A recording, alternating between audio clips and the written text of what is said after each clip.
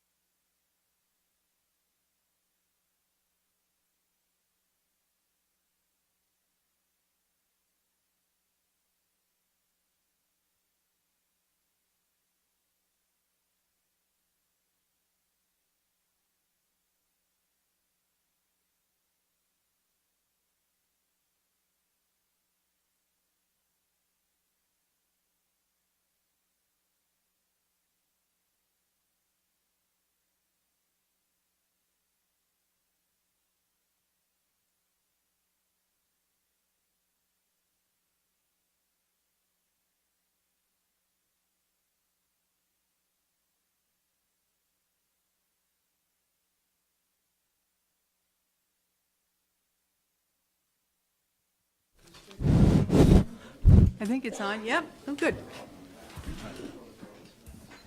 Okay, I would like to call to order the South Burlington City Council meeting of Monday, March 18th, 2019, and we'll begin with the Pledge of Allegiance.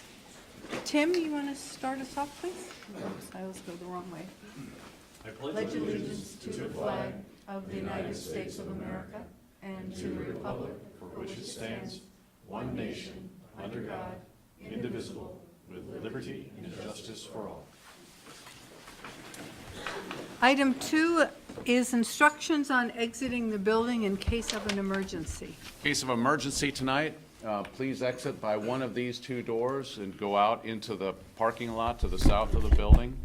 If these doors are blocked, please go back out through the main entrance, out the sidewalk, and around to the parking lot and gather there. Please leave right away. I will be responsible for making sure everybody's out of the building. Thank you.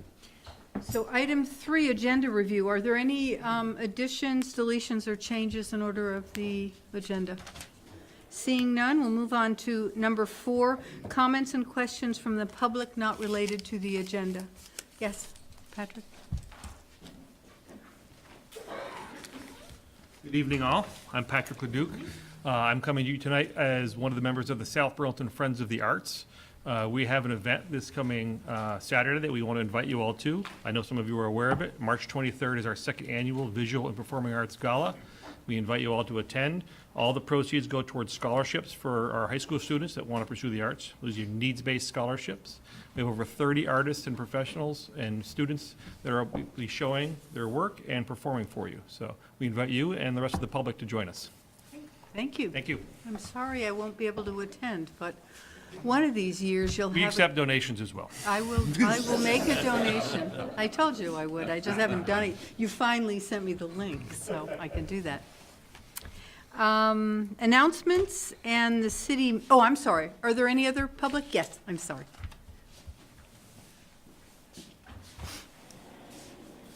Good evening, Kevin, how are you? Jim Fay with Champlain Water District. From a past meeting, through Justin, you're aware that I'm retiring this coming June, and I just wanted to take a minute to introduce the new general manager of Champlain Water District, Joe Duncan. Joe's been with us about 3 years now, and he's been with local engineering here in Chittenden County for the previous 20 before that. So Joe will be taking over as general manager in July. Also, John Temecki, the present CWD retail superintendent, is also on track for retirement this June. And I'd like to introduce Jay Nadu, who's replacing John as our retail superintendent, which would be the superintendent for the City of South Burlington Water Department. That's all I have. Well, congratulations and thank you very much. And thank you for your service.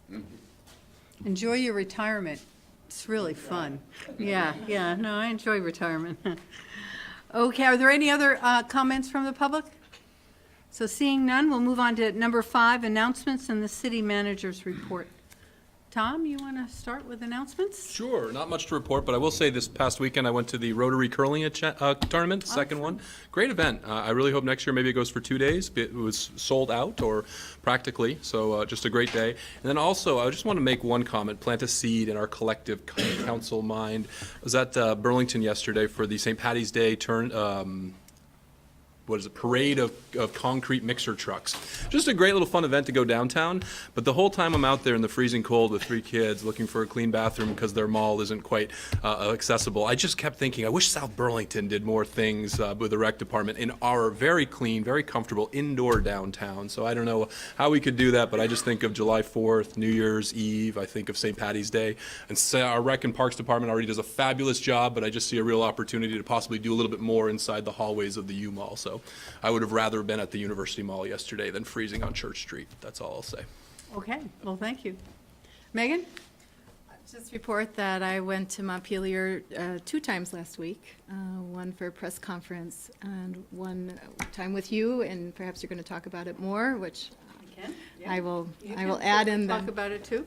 Well, we were Can I add on? following up on Maida Townsend, our representative from South Burlington to legislature. She has 2 bills that are currently in the Transportation Committee.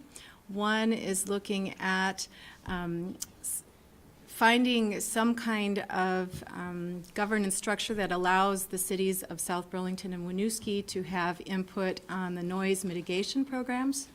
Up to now, it has been Burlington's purview, and we can speak, but what we have to say or our objections have no sway in the final decisions, and so the bill would be looking to give more weight to South Burlington's positions with regard to the noise mitigation programs. And this follows up on an unsigned MOU that South Burlington has asked Burlington to sign in order to at least have a basic level of agreement that the home acquisition program will not be pursued as a top priority. And the second bill is with regard to shared governance, but specifically a study group. And we will follow up on that. Apparently, it was well received, our visit, and Helen probably has more to say about that. Okay. Tim? I attended the TDR meeting last week on Wednesday at the police station. I was also at the police station Monday afternoon for a meeting with Justin Rabideau, head of the DPW, and Chief Burke from the police department, and myself, and a woman named Catherine O'Brien Barrett that I happen to know pretty well as my wife. And we met at the Community Justice Center to talk about the graffiti problem down on Farrell Street and in the Eastwoods neighborhood, and how those neighbors feel like they haven't had enough attention to deal with the problem. So we talked about ways to mitigate, including the possibility of putting murals on those underpass walls, right, in order to act as a deterrent to future graffiti. Because right now, if you go down there, you'll see that there's a bunch of red KOD tags and black line tags and things like that. And so this could act as a deterrent, but we have to go through some bureaucracy first by applying to V-Trans for a permit to do that. And Kevin was able to find that way to apply for it. So we'll do that soon. Okay. So that's what we talked about. Is Katie going to do the mural? And well, with yes, we're working on that, right? Okay. Yeah. Just the funding will be an issue because that's a lot of paint. That is. That's 4 really do big RFP, walls. Yeah. Or a GoFundMe. We'll do a coin drop right there on that road. Yeah, It's a busy exactly. road. Yeah, Busy yeah. road. For those of you who don't know, Tim's wife, Katie, is the artist behind all the wonderful electrical boxes, I guess, that are painted all around the city. So, And that's it. great, thank you. As Megan identified, we did go up to Montpelier, and it's always fun for me to go back and see old friends, and I got to show her the State House and some of the rooms that I thought are most beautiful, and we walked into the house in the balcony so she could see it, because they were in session. And I didn't realize Ann Pugh had seen us. So she, in the beginning of every session, you can introduce people. So she introduced us. She got, not of course, but as often happened, she got Megan's name wrong. and then realized, so after we were introduced and you stand up and you wave and they all clap, and then she stood up again and corrected that. But it was fun, and I think we did make some headway and have plans to really go back and touch base with some other people on the transportation committees in both the House and the Senate. We did not talk about the car rental thing, but that's gone to Ways and Means, I suspect. Or it's, no, that's right, GovUp in that one big They were room. expecting us to address that. They kept saying, I bet you're here for the charter change. Right, right. That will come later. decided We'll to be talking focus. about that as well, but it was fun and I think productive. City Manager, your report. Thanks, Helen. Just a couple things. Today I met with a couple of the staff at the Gund Institute, Michael Moser and Jane Kaldunski, to talk about the cost-benefit analysis. And Michael's going to meet with Eric Zensi next week, who is kind of one of the lead authors of the Genuine Progress Indicator. But we just had about an hour and a half long meeting kicking around some ideas. So the first meeting of the Planning Commission Subcommittee looking at potential changes in the form-based code was this afternoon at 12:30. I had to leave for this other meeting, but I guess it went pretty well. We have, as I've indicated to council, we've entered into an MOU with a Toronto-based company called Consensus.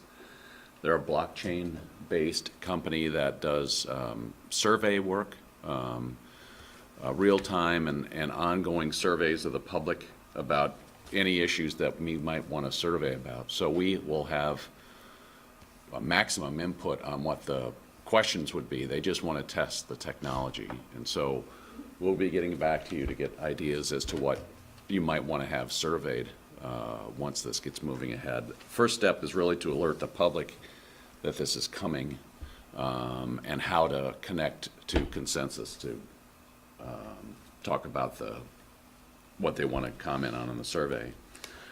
Just a note on the airport, the BTV Master Plan Advisory Committee is next Tuesday, I think, 3/26 at 5 p.m. at the airport. This is one of the committees going to support the master plan. This is not the I have a lot. The NCP plan. I forgot to say, I had a airport commission meeting, and in the next item, Oh, sure. I'll go through those dates, because I have dates and times. We've set up a series of meetings among the staff who support committees, a growing number of our team, by the way, to talk about how they can best provide support to the committees. And so there's a consistency across what we're doing, depending on, whatever committee you're staffing, what the expectation is. Along those lines, the Energy Committee Subcommittee met last week. Lou was unable to make that meeting, but the consensus coming out of that was to organize some additional tours of the facilities to have both Vermont Gas and Efficiency Vermont represented in those tours. And then, I was just going to mention the charter change. So Andrew's put together the packet that we have to send to the Secretary of State's office, and it's on its way.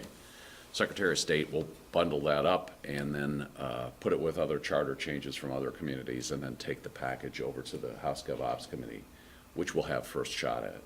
And then they'll go their various ways. Some will go directly to the floor. Ours, I think, will go to the Ways and Means Committee because it's a revenue raising. Does it have a chance to be voted on this season? Yes. Yeah, I I think it think does. they are pretty obligated to try to get through that, to either say, we're going to vote on this or vote against it. Yeah. It's not subject to crossover, which was Friday, right? Yeah, last Friday. So, that's my report. Okay, thank you. So now, committee reports from counselors. Did Green Mountain Transit? Yeah, go. I have a lot to report. I'll try to keep it short and not answer any questions y'all might have, but we did balance our budget with an extra board meeting and a lot of extra time. We did it through a mix of new revenues as well as some cost efficiencies, which factors into one point I did want to raise to the South Burlington audience. over the last 2 years, we spent a good amount of money engaging with a third-party consultant to come in and analyze our system. It was called the Next Gen Study, and you probably saw a lot of announcements about it. And it came up with a set of recommendations that we were originally going to roll out over the next 1 to 2 years. Part of our balancing of the budget was identified to actually accelerate the implementation of those thorough, researched service changes. So that's what we actually are planning to do, and we're meeting Kevin, myself, as well as GMT staff members this coming Tuesday to discuss the implications for South Burlington. We are going to get a lot more service hours, so about 100 more service hours, but these are all well-grounded in a comprehensive and thorough study about serving the area that we're in. So our assessment won't go up this year, but we can expect next year it to graduate some amount. But most importantly, I think that the South Burlington residents will appreciate the changes. We're going to have more standard frequency, so we'll go to a standard 20 minutes. But I also want to say that we will be having public hearings. Those will be widely announced over the next month or two about these changes. And those public hearings are not perfunctory. They actually do factor in feedback, and I really hope that South Burlington residents that take the bus or would take the bus attend those sessions and know that those feedback are factored in and the board reviews all of them, and they do, and often, more often than not, affect how we actually implement the service changes. So expect a lot of changes, some consolidations, some organization, some simplicity, and making like routes have fewer names, so it's a little bit easier to understand our service, our different routes. But GMT, you can expect some changes to South Burlington service. Yes, Megan, you have a question? Yeah, instead of every half hour, it'd be every 20 minutes when it's not rush hour? Correct. For number 1? Throughout the day. Throughout the day, okay, how about 12, number 12? I believe the mall circulator route that services the airport is actually going to be continued and connected to the College Street shuttle. So it'll be one route that goes all the way through South Burlington. I should know this better, but that's why I'm attending a meeting with Kevin this coming Tuesday. And I have a lot of the loose facts, but just know that these public hearings will be giving a comprehensive presentation about what the changes will be. And how will those be advertised? We're open to suggestion. Our default mode is Front Porch Forum. GMT advertises in all the Front Porch Forums of the service areas that we're in. We can also, if you would like us to, I can work with the other paper to see how we can promote it there. That would be great. We'll put it up on our website. And on our website. And there will be notices in the buses? Yes, They often yes. have paper. Yeah. Okay. Great. Well, that sounds good. Have you had any committee meetings right now? This Wednesday, we're going to have our next open space IZ meeting. On the Okay. board report next time. Tim? We had our TDR meeting last week, and both Amanda and Paul attended. We decided to not go down the road of thinking about totally abandoning TDRs entirely. And I see an agenda item here where Tom Bailey would like to step down, and he wants John Simpson to step in. So that was a surprise that Tom doesn't want to continue. At the meeting, he didn't want to continue as secretary. I didn't realize he didn't want to continue on the committee at all anymore. That's too bad. So, but we also heard some feedback from planning and zoning and legal counsel about the possibility of changing TDRs so that they could be turned into another type of incentive besides just building density or units, right? And that doesn't really fit the statute. So now we've kind of, the road is narrowing, right? What are our options? We can't really, we're not gonna just drop the whole program and like rezone the whole area. That just doesn't seem to be a thing we can do. And we really can't change the value of what the TDR actually is, because the statute is pretty clear about it being units of, or density or square footage or lot size. So I think we're going to meet Wednesday night, and we'll be talking more about what the existing program is, and hopefully there we'll be starting to talk about ways that it might be changed in lieu of the recent decision. Okay, great. Okay, I had, actually this afternoon, the regular airport commission meeting. They changed it because I'll be gone Wednesday, and they wanted me there. So there's really a number of things that we talked about that are certainly of importance to South Burlington. One being the sound maps, and they're still going through FAA compliance at this moment. So they are hoping that by the end of April or early May, the sound maps will be finalized and shared. End of May now. Yes, well, yeah, April, early May.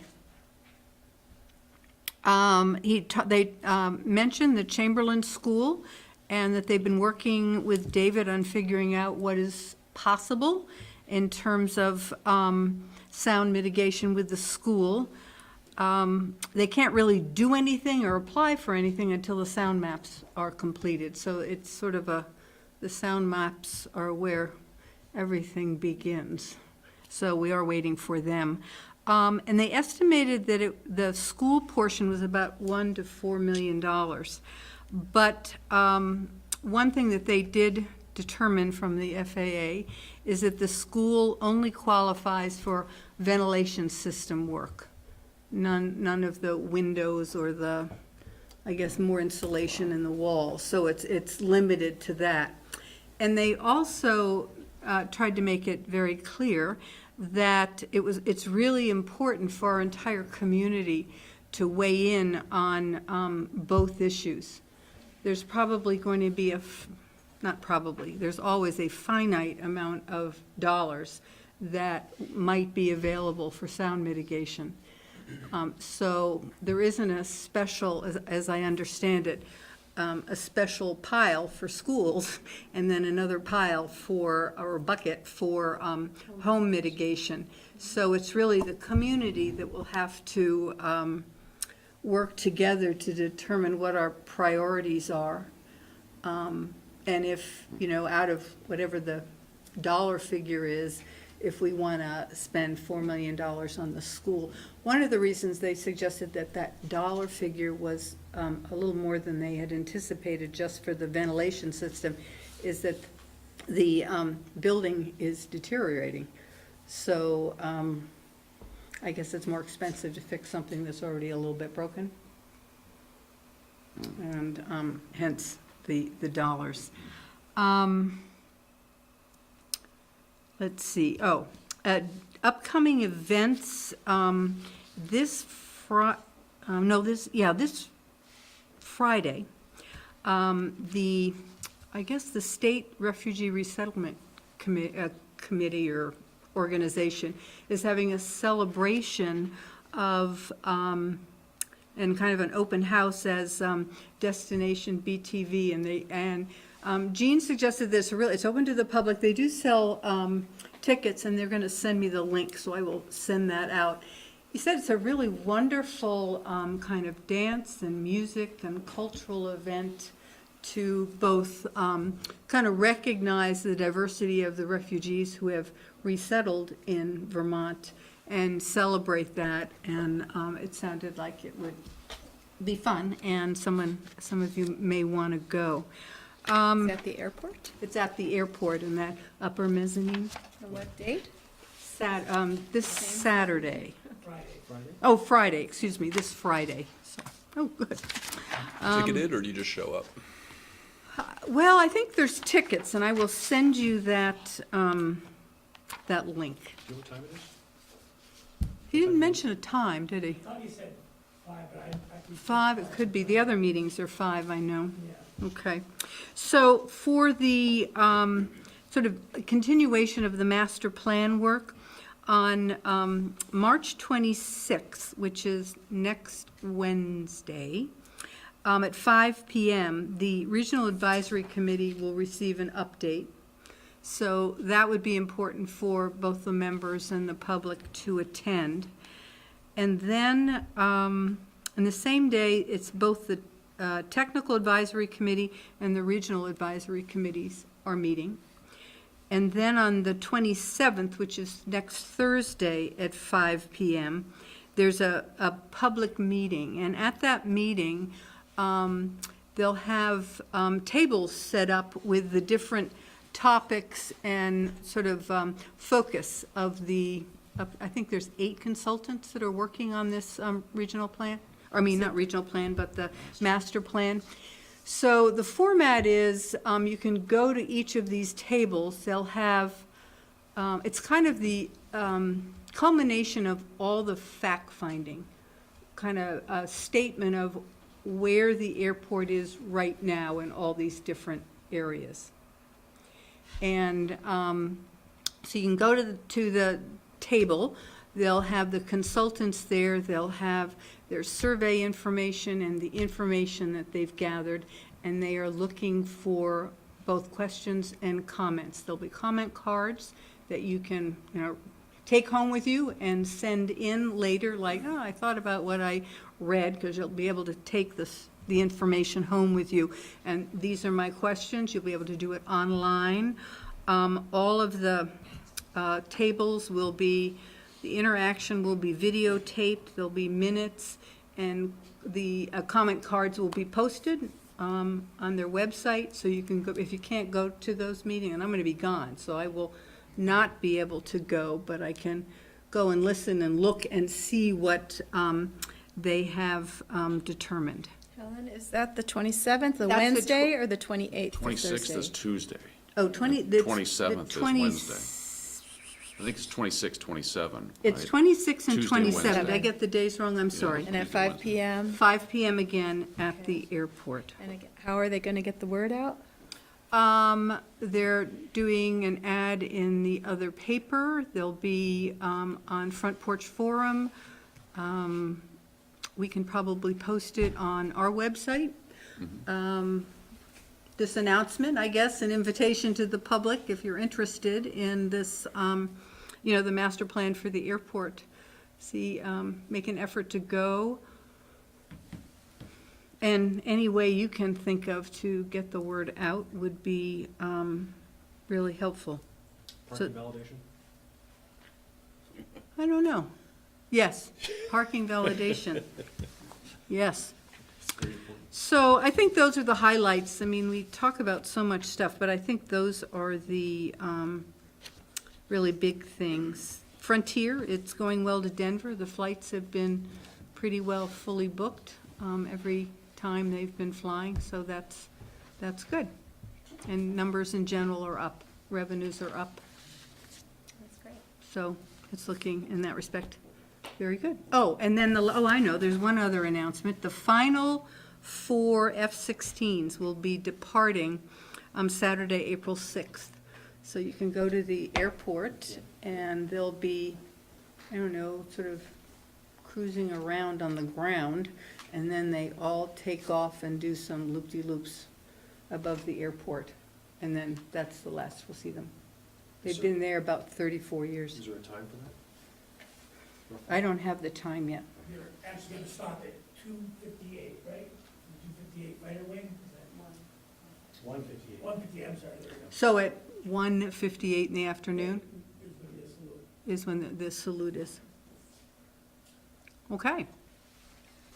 So that's my report from the, oh, and then I did want to mention the last meeting, and it was after our last council meeting.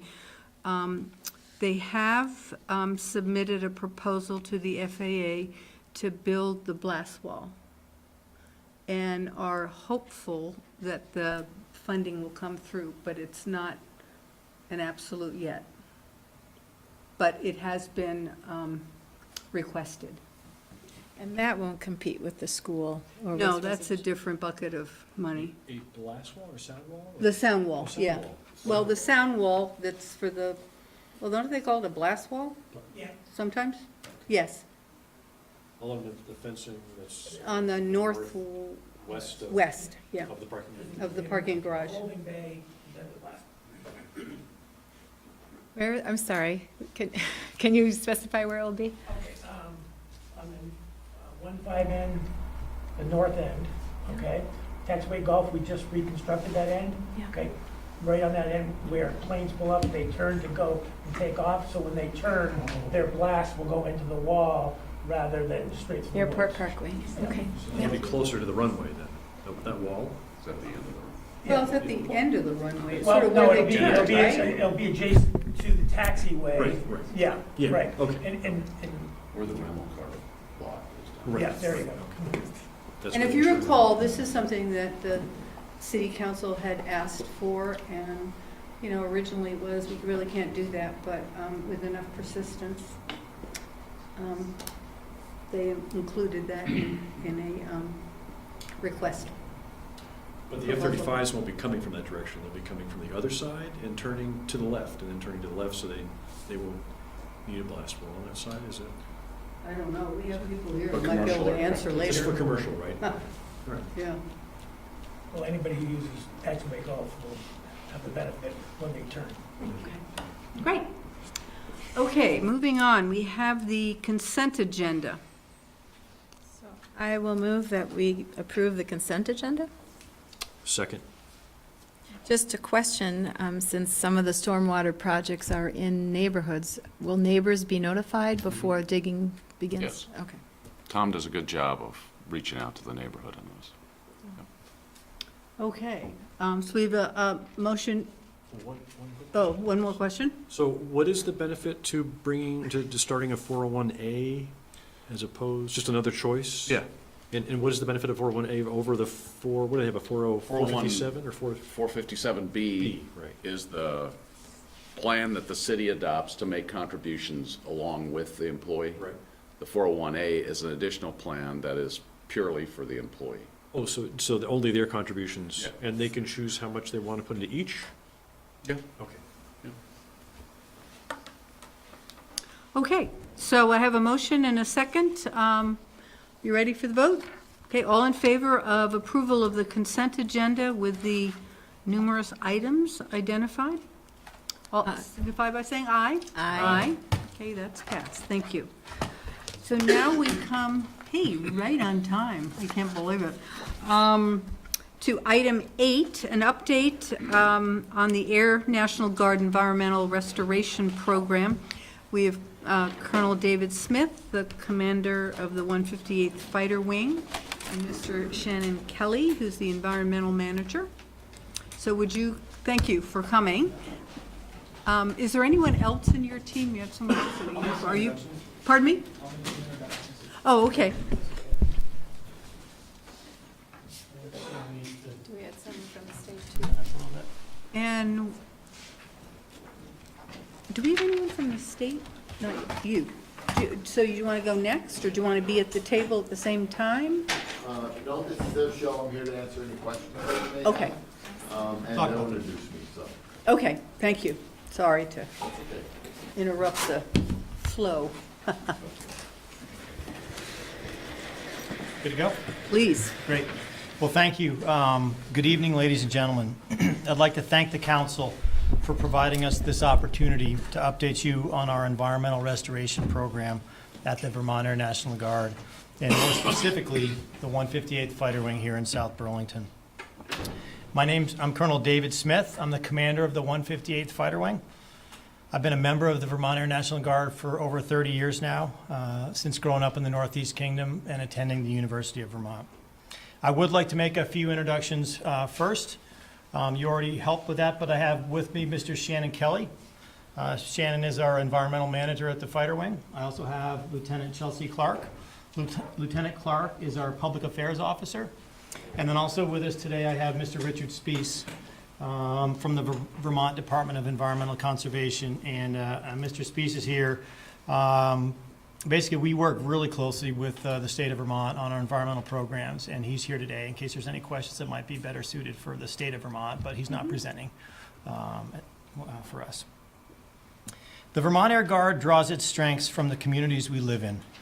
Since 1946, our airmen have been deeply rooted in our local communities, and we've been a long-standing neighbor here in South Burlington and a proud member of this community. Our environmental program at the base is one we take very seriously and are fully committed to. I'm proud of this program, and we continue to proactively address environmental issues. We've maintained an environmental restoration program on our installation for over 30 years, spending over $34 million in the effort. Underneath our environmental restoration program is an ongoing installation restoration program. This program is currently remediating contaminants at sites on our installation. These contaminants are primarily fuels and solvents from historical aviation practices over prior decades. The installation restoration program has been successful remediating contaminants on the base. A recent topic of concern at the installation is per- and polyfluoroalkyl substances, or PFAS, and you may know them more readily as PFOA and PFOS. PFOA and PFOS are components of a firefighting foam called AFFF, or aqueous film forming foam. This product was used at the Vermont Air National Guard installation dating back to the 1970s. It's no longer in use at the base. These specific contaminants have also been identified at other locations across the state of Vermont. PFOA and PFOS contamination was discovered at the installation in May of 2016. Since that time, we've been working with federal and state agencies to investigate the extent of the contamination and take appropriate action. It's important to know that drinking water for the base and for the surrounding community is supplied by the Champlain Water District. The water intake from Lake Champlain is located a half a mile offshore and a depth of 75 feet. And testing of finished water found no detection of PFAS. The Air Force goal is to protect human health and ensure mission activities do not impact installation and supporting communities' access to safe drinking water. The Air National Guard is using a comprehensive approach to PFOA and PFOS to identify, respond, and prevent, following Air Force and state regulatory guidance to assess the potential for contamination of drinking water and respond appropriately. We work with state and federal agencies to identify the extent of contamination and then to remediate. The Vermont Department of Environmental Conservation is a close partner through this process. Cooperatively, we will continue to work towards the goal of ensuring regulatory requirements are met or exceeded as part of our environmental processes. We have completed the initial site investigation for PFAS on the installation, and we will commence an expanded site investigation later this spring. I will now turn the presentation over to Mr. Shannon Kelly, the Environmental Manager at the Wing. As the lead on environmental programs at our installation, I've asked Mr. Kelly to share his knowledge and provide an update on the specifics of our environmental restoration program for you this evening. Mr. Kelly came to the unit nearly 4 years ago and has dedicated his effort to continuous improvement of the environmental programs at the Vermont Air National Guard. He has 22 years of natural resource management and environmental compliance experience. Prior to his employment with the Air National Guard in 2015, he retired from the Navy after 22 years of combined active and reserve service. He's been a great addition to our team. And with that, I'd like to turn it over to Mr. Shannon Kelly, who will provide an update on really kind of where we've been through the program and where we're going. So, Thank you. Shannon. Thank you, sir. I appreciate it. Thanks to everyone here for allowing us a little bit of your time to discuss our environmental restoration program. Before we get into it, I'd like to echo Colonel Smith's thoughts and extend appreciation to Mr. Richard Spees with Vermont DEC. We work closely with him, as Colonel Smith alluded to, and he's been invaluable to us as far as guidance. So, thank you very much. So, what I'm going to move into, we're going to talk about the agenda just for a moment. We're going to cover just a bit of the regulatory background. There's a bit of delay on this. We're going to talk about the regulatory background. We'll move into jet fuel and solvent remediation. We'll do a quick overview of our environmental restoration program sites via a map. We'll talk timeline in terms of AFFF, or aqueous film forming foam usage, both with the Air Force and the installation. And we'll touch on PFAS, how we got here in terms of that those particular chemicals. We'll go a little bit further into AFFF, the firefighting foam background, and VTANG's response. We'll also touch on the former fire training area where PFAS mitigation is going on currently. Then we'll move into a brief discussion of the initial site investigation, which Colonel Smith touched on, and conclude with a discussion of the expanded site investigation.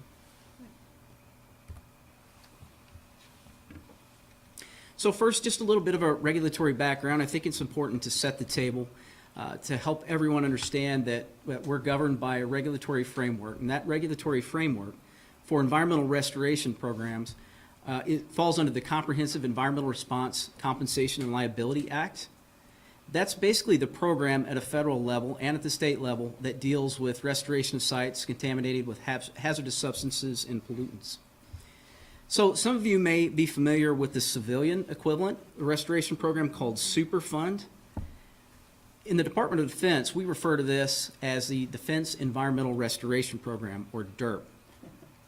The end state is the same. It's basically identification, investigation, and cleanup.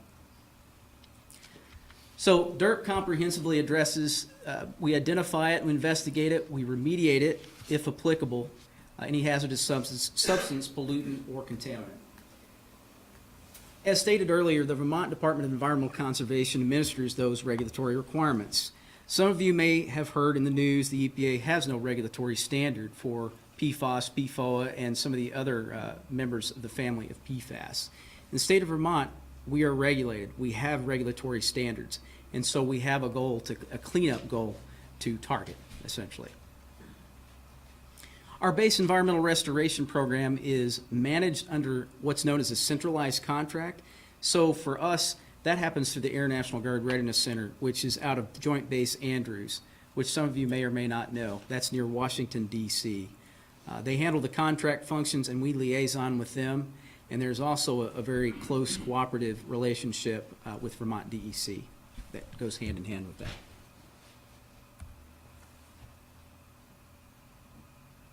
So we'll talk about jet fuel and solvent remediation. So Colonel Smith touched on this. Past practices from previous decades led to fuel and solvent contamination on the installation. As the regulatory climate evolved over time, more intensive cleanup efforts were put into place. Our current regulations, it's important to note, and our environmental stewardship practices currently do not permit discharge or release of hazardous waste, pollutants, or contaminants. Our base restoration program began sometime in the early 1980s. For example, Site 1, which is our fire training area that we previously mentioned, discussion on that began as early as 1983. We'll view this on the map. We have a total of 6 sites on the installation. Site 1 and Site 5A were recently approved for closure from Vermont DEC. Site 3 and Site 5B are nearing completion of achievement of remediation goals and approval for closure. To date, since restoration began, we've expended approximately $34 million on site remediation.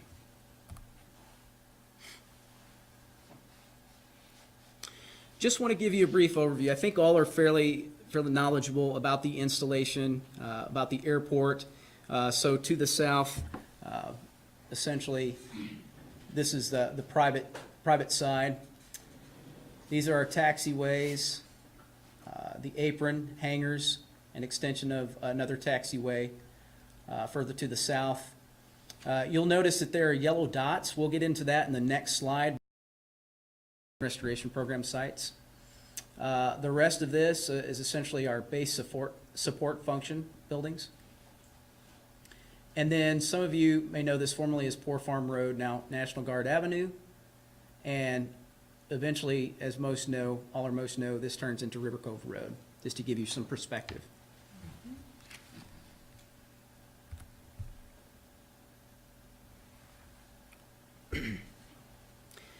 So the yellow dots represent the general locations for our restoration sites. They don't in any way represent the current contamination, any contamination plumes or extent of contamination. These are just general locations. So we'll start with our fire training area, which is in this location adjacent to our solar field. Just north of there is Country Club Estates. Jet fuel and solvents historically were the contaminants that we've since remediated and has since been approved for closure. It's important to note that this is also an area, which we'll cover a little bit more extensively later, where PFAS was discovered, and that portion of the site will remain open in terms of remediation. Site 4, essentially, Okay. yeah, without getting too. So drilled holes in the ground and you just force the water back down? Okay. But in a different site, because you don't put it back where you're sucking it out again. Oh, it's the same site. Same site. Same site, yes. But it's clean. It's clean. Is it drinkable? The requirement is to bring it down to below a regulatory standard to a drinking water standard, Yeah? essentially. I don't Okay. know if Mr. Spees wants to expand on that at all, but, I think almost every sample we have has been non-detect, which is, yeah. you can never say there's none in there, we can only say it's lower than the detection limit. And the detection limit is about 10 times lower than the current drinking water standard for PFOA and PFOS. Sorry about that confusion. Sponge here. No problem, Knowledge. no problem. Now I understand. No, there's a lot technically to these systems. How are we on time? I mean, we probably have another, without questions. Well, we did have a public hearing scheduled for 7:30, but I think we'll continue with this because I think it's a pretty important issue. And so I don't know, how much more time do you think you need? I can be done in about We'd stop 10 asking minutes. questions, it'd probably be 5 minutes. No problem, no problem. No, it's an education. That's what we're here for. So 10 or 15 minutes? Yes, ma'am. Okay, thank you. So our first site investigation looked at these areas of concern. So it's important to note, these are just locations that were important for us to take a look at. This doesn't define contamination, just provides you with a general idea of where we had areas of concern. So for example, in the upper left, our upper left, area of concern 5, there was an F-16 emergency response. If you look at that long strip where it says area of concern 4 or AOC4, fire equipment training area or testing area. Just straight down, yeah. Yes, that long rectangle. That's where the discharge equipment was tested. And then the larger square, AOC3, is where our current fire department building is. And then the smaller, almost rectangle directly below that area of concern, I believe it's 2, that's where the former fire department building was. And then, of course, we've discussed extensively fire training area 1, which is the larger circle. But you don't use the new AFF or is it AFFF, AFFF, not for not for testing. training? Yeah, only if we had an emergency, a crash response. And you treat that stuff as hazardous waste if you did so. We did, yes, sir. So our PFAS initial site investigation, essentially we had groundwater exceedances observed. Surface water samples were above the regulatory limits for groundwater. Soil sample results were below the regulatory screening values for Vermont. So these results drove a need for the expanded site investigation, which we've referenced, and brings us to current day. So we anticipate our expanded site investigation. The difference, it's important for me to note what the difference between the two. In the initial site investigation, what we were looking at is trying to identify on-base contamination and extent. What the expanded site investigation will do will determine the potential and extent of PFAS migration from the base. So those are two key differences there. So we would be looking at things on and off base. So we'll expand our sampling not just on the base, we'll extend off the base. And that will once again be groundwater, surface water, and soil. And that's well drilling? That's correct, yes, sir. And is that to determine liability, potential liability? That would be a potential factor. We want to get we want to get an idea of where this stuff might be going, essentially. So that would help you find a plume if there was one, right? That's correct, yes, sir. So finally, to basically summarize, the results of this expanded site investigation would inform what is known as a remedial investigation. We talked a little bit earlier about how we've remediated jet fuel, solvents. What we would look at is the feasibility of, okay, how do we remediate PFAS? We know that granular activated carbon works well, but when you have them in disparate locations, then we would move into steps to look at, okay, how do we remediate this effectively, just as we did with jet fuel and solvents. Is this jet fuel different than the commercial jet fuel? I mean, it's really similar. Okay. I mean, All right. yeah, it's very, So if there were a bunch of spills in the commercial section, part of the airport, I mean, it's the same airport, but I mean, a commercial spill or whatever from their tanks, they could also add to this. It depends on, suppose. it depends on where it would happen in terms of, where, like if they were on the main taxiway and surface water flow were to flow to our side, for example, then potentially, yes, ma'am. Well, that begs a question, were there ever any underground tanks on the BIA side? I don't know if anybody knows. Larry They might be able were- to answer. To my knowledge, we have underground fuel tanks for vehicles. Currently, the tanks are at the Heritage above-ground storage tanks for jet fuel. I don't know the history, though, before that. We did an extensive cleanup with the rental agencies. Yeah, they're right. We've closed those sites out. That's good. Yeah. So, Oh, yes, can you identify yourself, Larry, Oh, just? Larry Lackey, Burlington Airport. Okay, Oh, go ahead. go ahead, ma'am. no. No, I was just going to Round it up. summarize. Yeah, thanks everyone again for your time here. I know you need to move on to other agenda items. But thank you for letting us talk about our jet fuel, solvent remediation, and PFAS work that's going on right now in the installation. Thank you. Are there any other questions or any questions for Mr. Stees?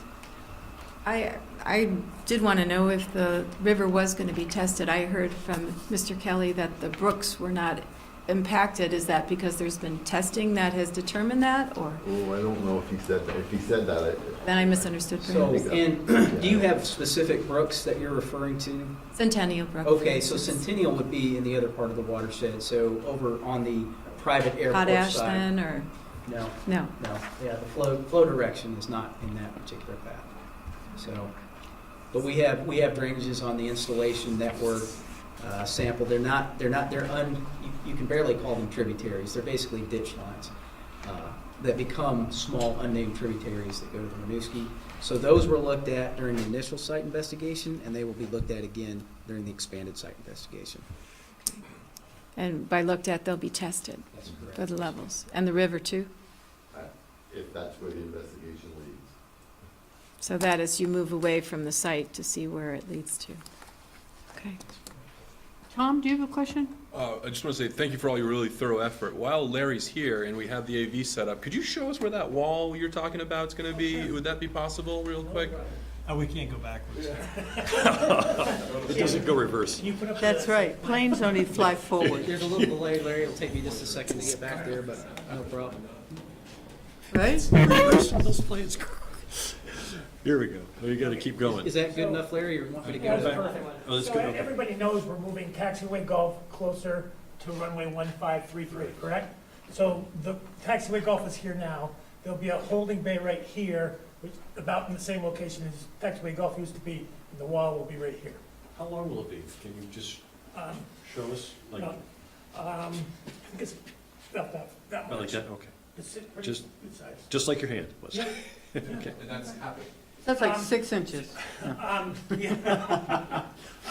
We have designed it, we're 90% as of today, we're putting in for a grant May 1 to do it. To be perfectly honest, they've asked us to put it as an additive alternate in case there's not enough money, but if not, we'll go back again to continue to try to get the money, but it's in the project.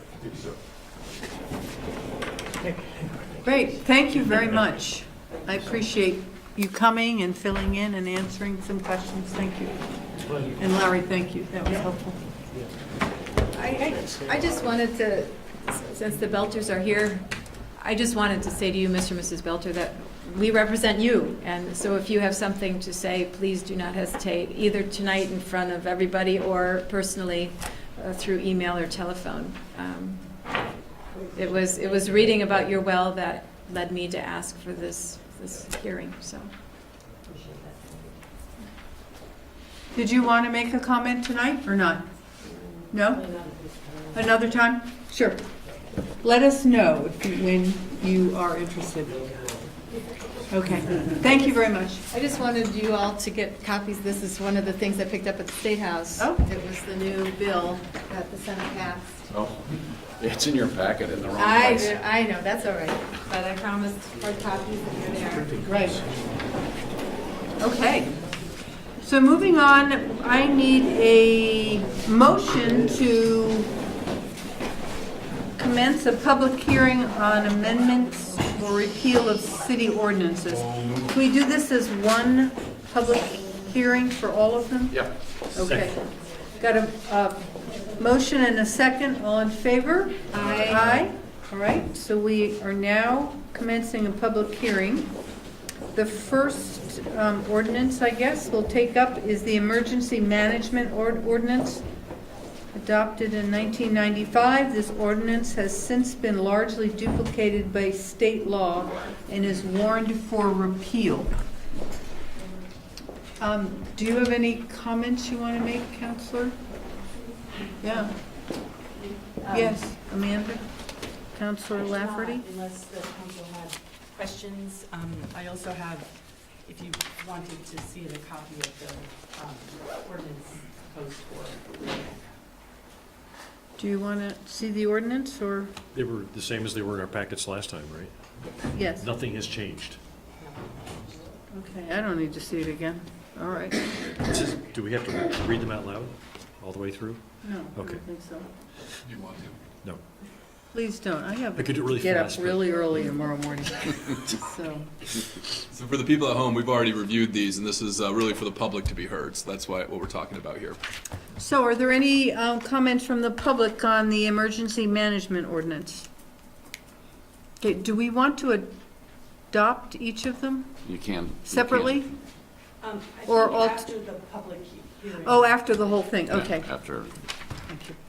Okay, so moving on to 9B, this is the Motor Vehicle and Traffic Ordinance, adopted in 1958. This ordinance, amended at least 18 times, is warned to repeal and to adopt a new ordinance in form that provides the council flexibility to amend street sign locations, speed limits, et cetera. By Amanda, do you? And I didn't introduce, and part of the reason for the amendment is to kind of separate them into their own ordinance.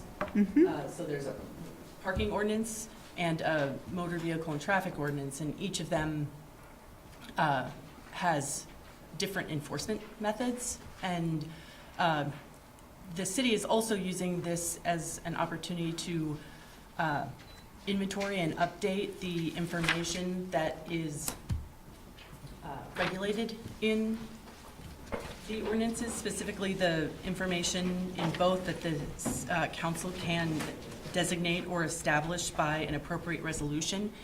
And so, actually, there is the minor change that doesn't, it's a process thing. The city, to the extent that the council chooses to adopt both of these ordinances, they would not be effective upon passage because the city is still out actually in the field confirming the field information, where stop signs are, where traffic lights are, what the speed limits are.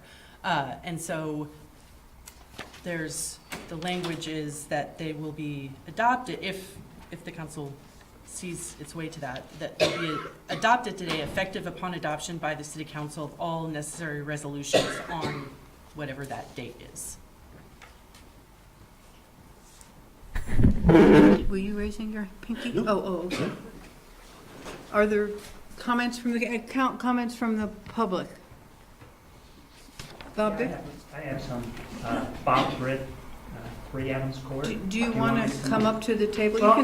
You can sit next to Amanda. You don't have to leave. I don't think he'll read your private paper.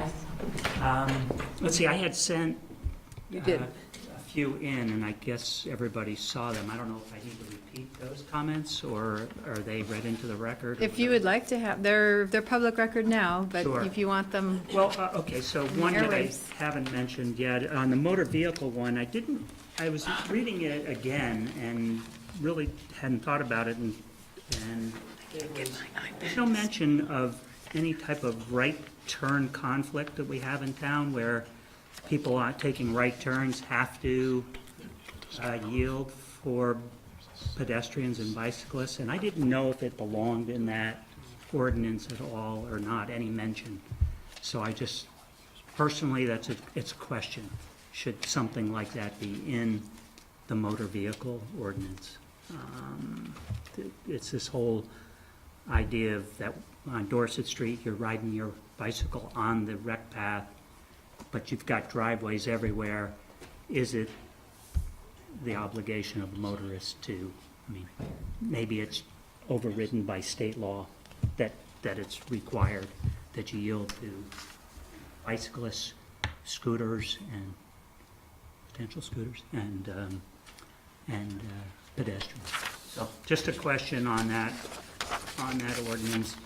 Then on the new parking ordinance, in item 2B, where they mention on a sidewalk or so as to interfere with pedestrian, just wanted to add the word recreation path, so on site, so we don't have parking overnight on a recreation path, just like a sidewalk. And there's two items there. I don't know if you got these or not already, so. And then on item 2.0, or O, excuse me, 2.0, it talks about on any public highway, there's a restriction, for 72 consecutive hours in the same location. And I didn't know if that was too definitive, same location, because if they move it 10 feet, is that same location or not? So suggested maybe saying, or nearby location, but I don't know if that can be legally restricted. Also, I skipped over one that I hadn't mentioned before, 2C, and it says that you can't park within 50 feet of a intersection, and that was 30 in the old ordinance. 50 sounds like a lot, but I don't know whether that's being driven by the need for fire trucks to turn or school buses to turn. I don't know what's driving that increase from 30 to 50, but on my little cul-de-sac, that's a lot of the cul-de-sac. So I'm just curious about that. So again, a question. And then in item 3, paragraph 3, I don't know if we call them, what we call it, it talks about unregistered motor vehicles, but, and it talks about you're not allowed to park motor vehicles, campers, whatever, that aren't registered, but it seems like there was something missing there, and that is boat trailers too should be in that list to make it very clear that unregistered boat. But I also didn't understand why it was for just unregistered, because I wanted to cover registered boat trailers that are left over 72 hours in the street, because in our neighborhood, we've had cigarette boats that take up almost half of the, well, at least half of the road, and they, the school buses and everything have to go around them. So, and it becomes a one lane. And so in the old ordinance, I mean, the police always had them move them after requesting that they be moved. But So you just want to make it clear that boat trailers should be included. But I also was concerned that this was about unregistered. And what about registered boat trailers or other trailers on the road? Just didn't, it seemed to be mute to that. Did you send us all these in an email? Yeah. Not all of them. I didn't Some of them. talk about the 50, but, Kevin sent it to us, so seek. or the search right, by paid or the right term, Yeah, it came from me. Conflict. So it was right. Bob's email that I forwarded.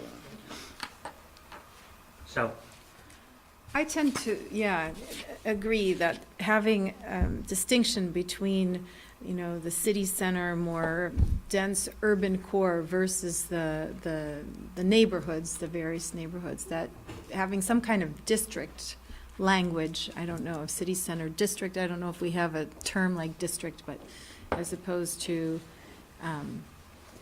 the residential neighborhoods, I think that it's, you can't fit each circumstance equally, right, with the same language.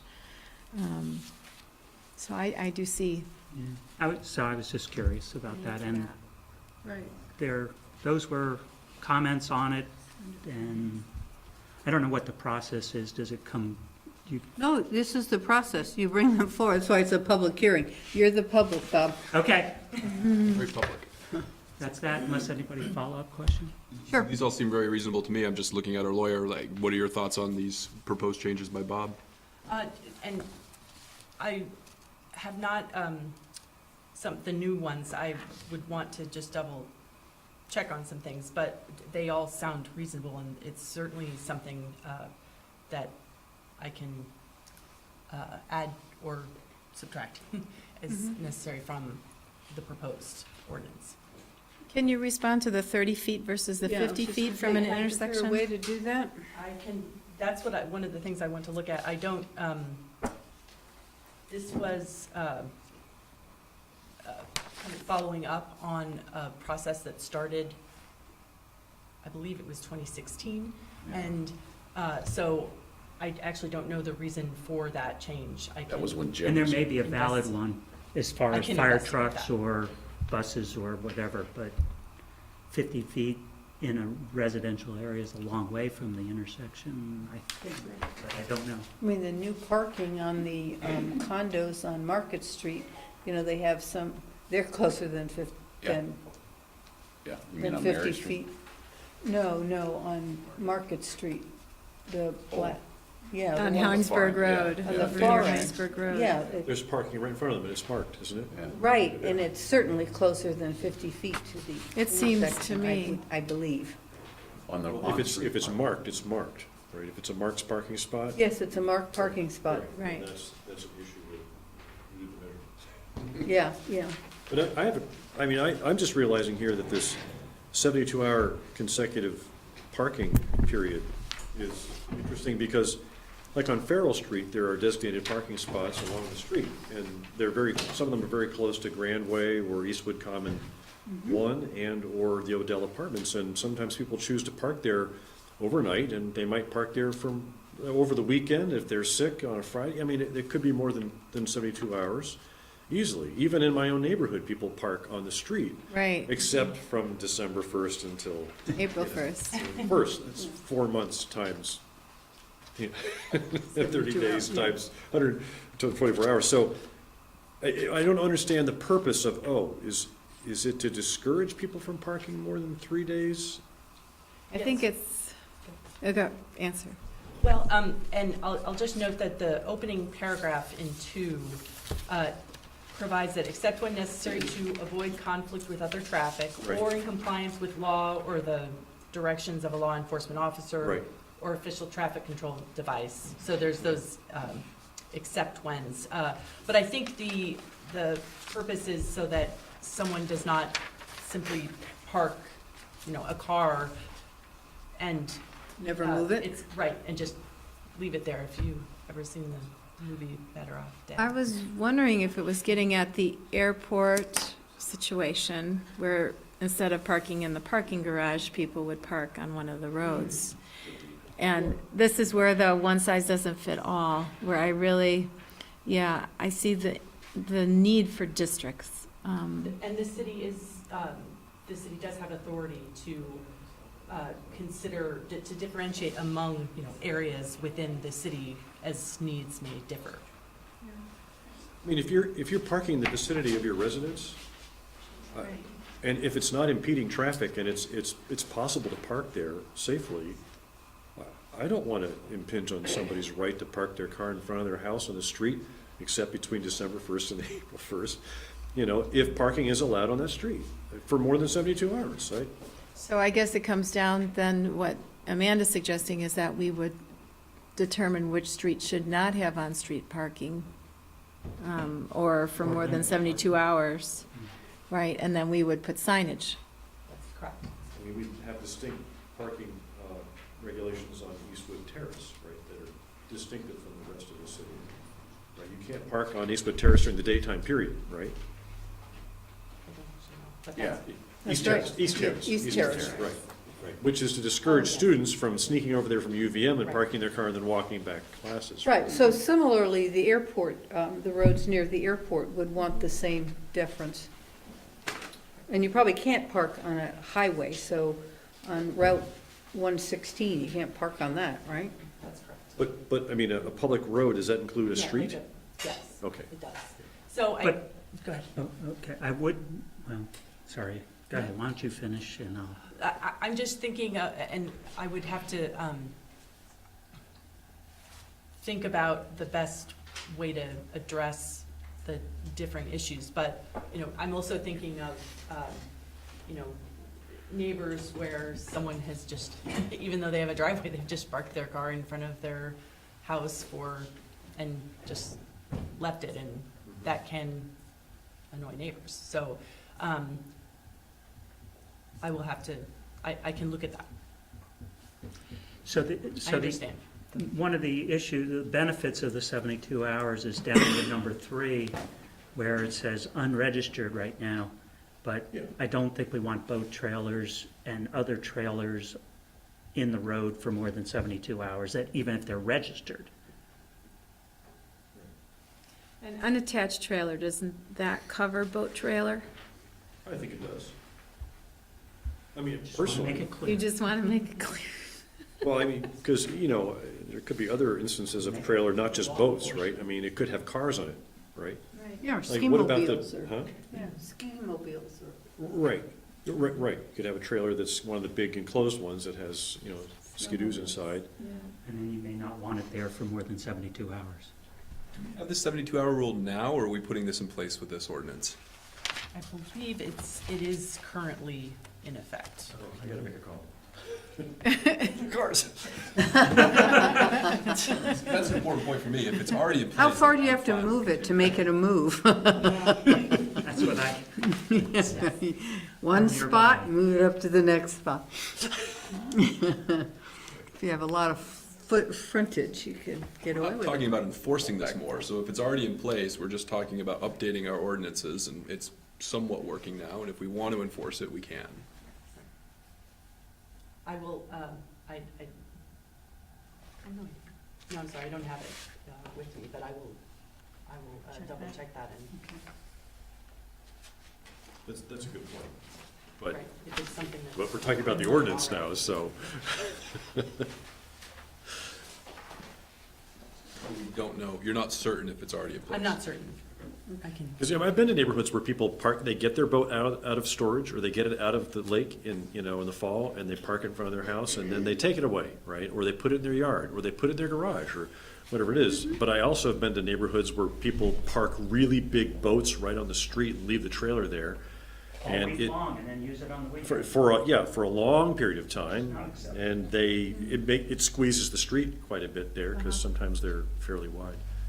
I guess I'm of the similar mind to what Megan was saying, and I don't see there's a one-size-fits-all, and so I'm fine with just updating the format and standardizing it, so if it's already the rules, then I think we can move this forward, but I'd be hesitant to apply a new rule across the whole city when different neighborhoods have different character. So do we have any, I mean, I think it somewhat depends on the width of the street. I mean, there's lots of streets, like Megan, your street. You know, your street, when people are parked on both sides, it's not really a two-way street anymore. It's called traffic calming. That's what my Traffic husband calming. calls it. And he parks his car there specifically for that purpose. We don't have sidewalks. So if you want your child to ride a bike, you make sure that cars Lots of pay cars. attention. Yeah, yeah. Right? Well, that's a new traffic calming technique that we could incorporate into the LDRs, right? That's on-street parking. Yes, That's what it form-based is. codes are supposed to That's do, exactly right? what It it's forces people to. designed to do. Narrow streets and- Narrows the Yes. travel lanes, yeah. Yeah. I was always told that if you, on a one-way, you know, on a regular street, you could only park every other place. You can't have two cars right next to each other. You have to have one car and then the other car has to be offset Well, so that people can go around. Right, So, you I have mean, that to was keep how the I road learned in clear. driver's ed, I believe, but let's see. well, people move here from out of state different driver ed rules. It was a long time ago. So, what do you wish to do about this? Wait, obviously not agree to this till Amanda can come back with a little more information? And certainly incorporate some of Bob's recommendations? Okay. Conduct and parks ordinance? And you have copies of that for us too, Amanda? I'm sorry, my box did not have this in it, so I'm going off of what was sent out to the media. I don't know why. I didn't have the March 7th or... From the prior meeting? Yeah, I didn't. Getting it at one of the meetings. I don't know, maybe...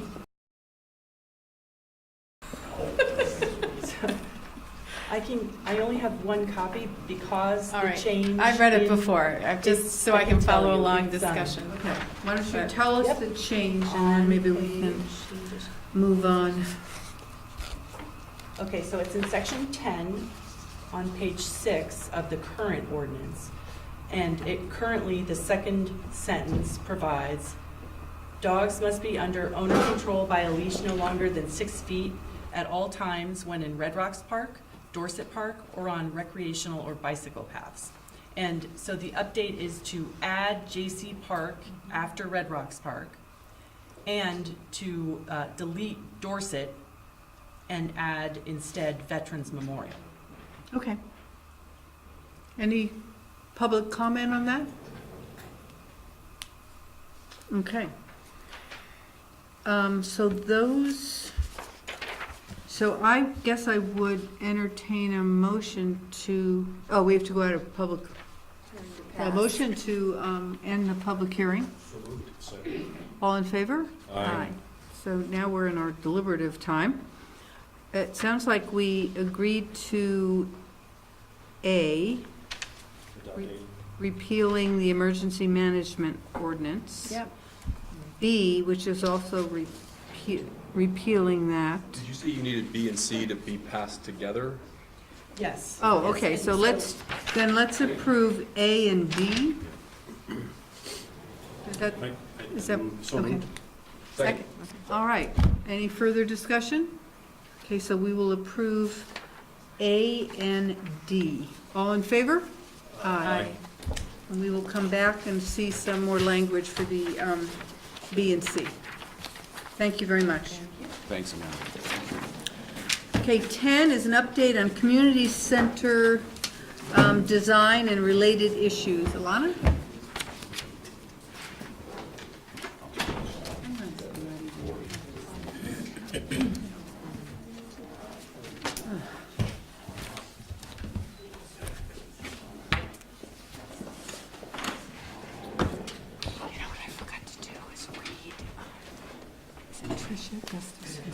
Oh.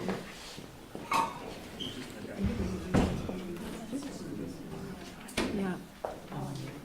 I don't know that did she want us to read it or just put it on agenda?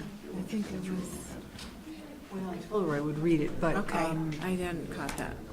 Sorry. but I can just add that, I guess. And say, let's discuss it.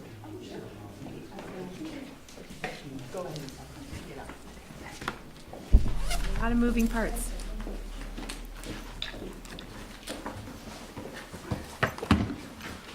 Forgiving system. Pardon? It's a forgiving system. Eventually get everything done. Yep, I'm just waiting until you're done.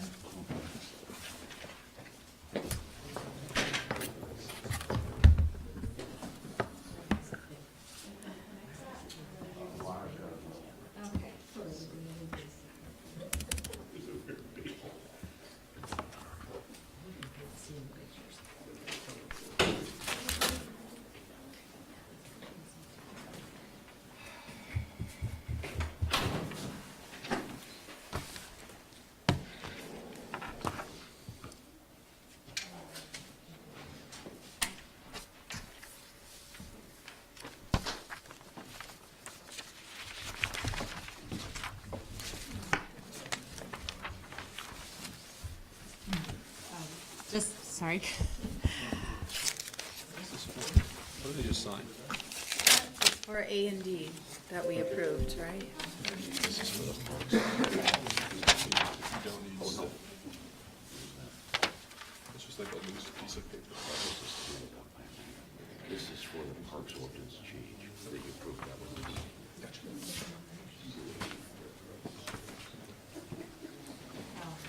That one's good, but I didn't get one of them. Did you just sign two of them, Tom? I just only signed one. Okay, only signed one, okay. You ready? Whenever you're ready. Okay.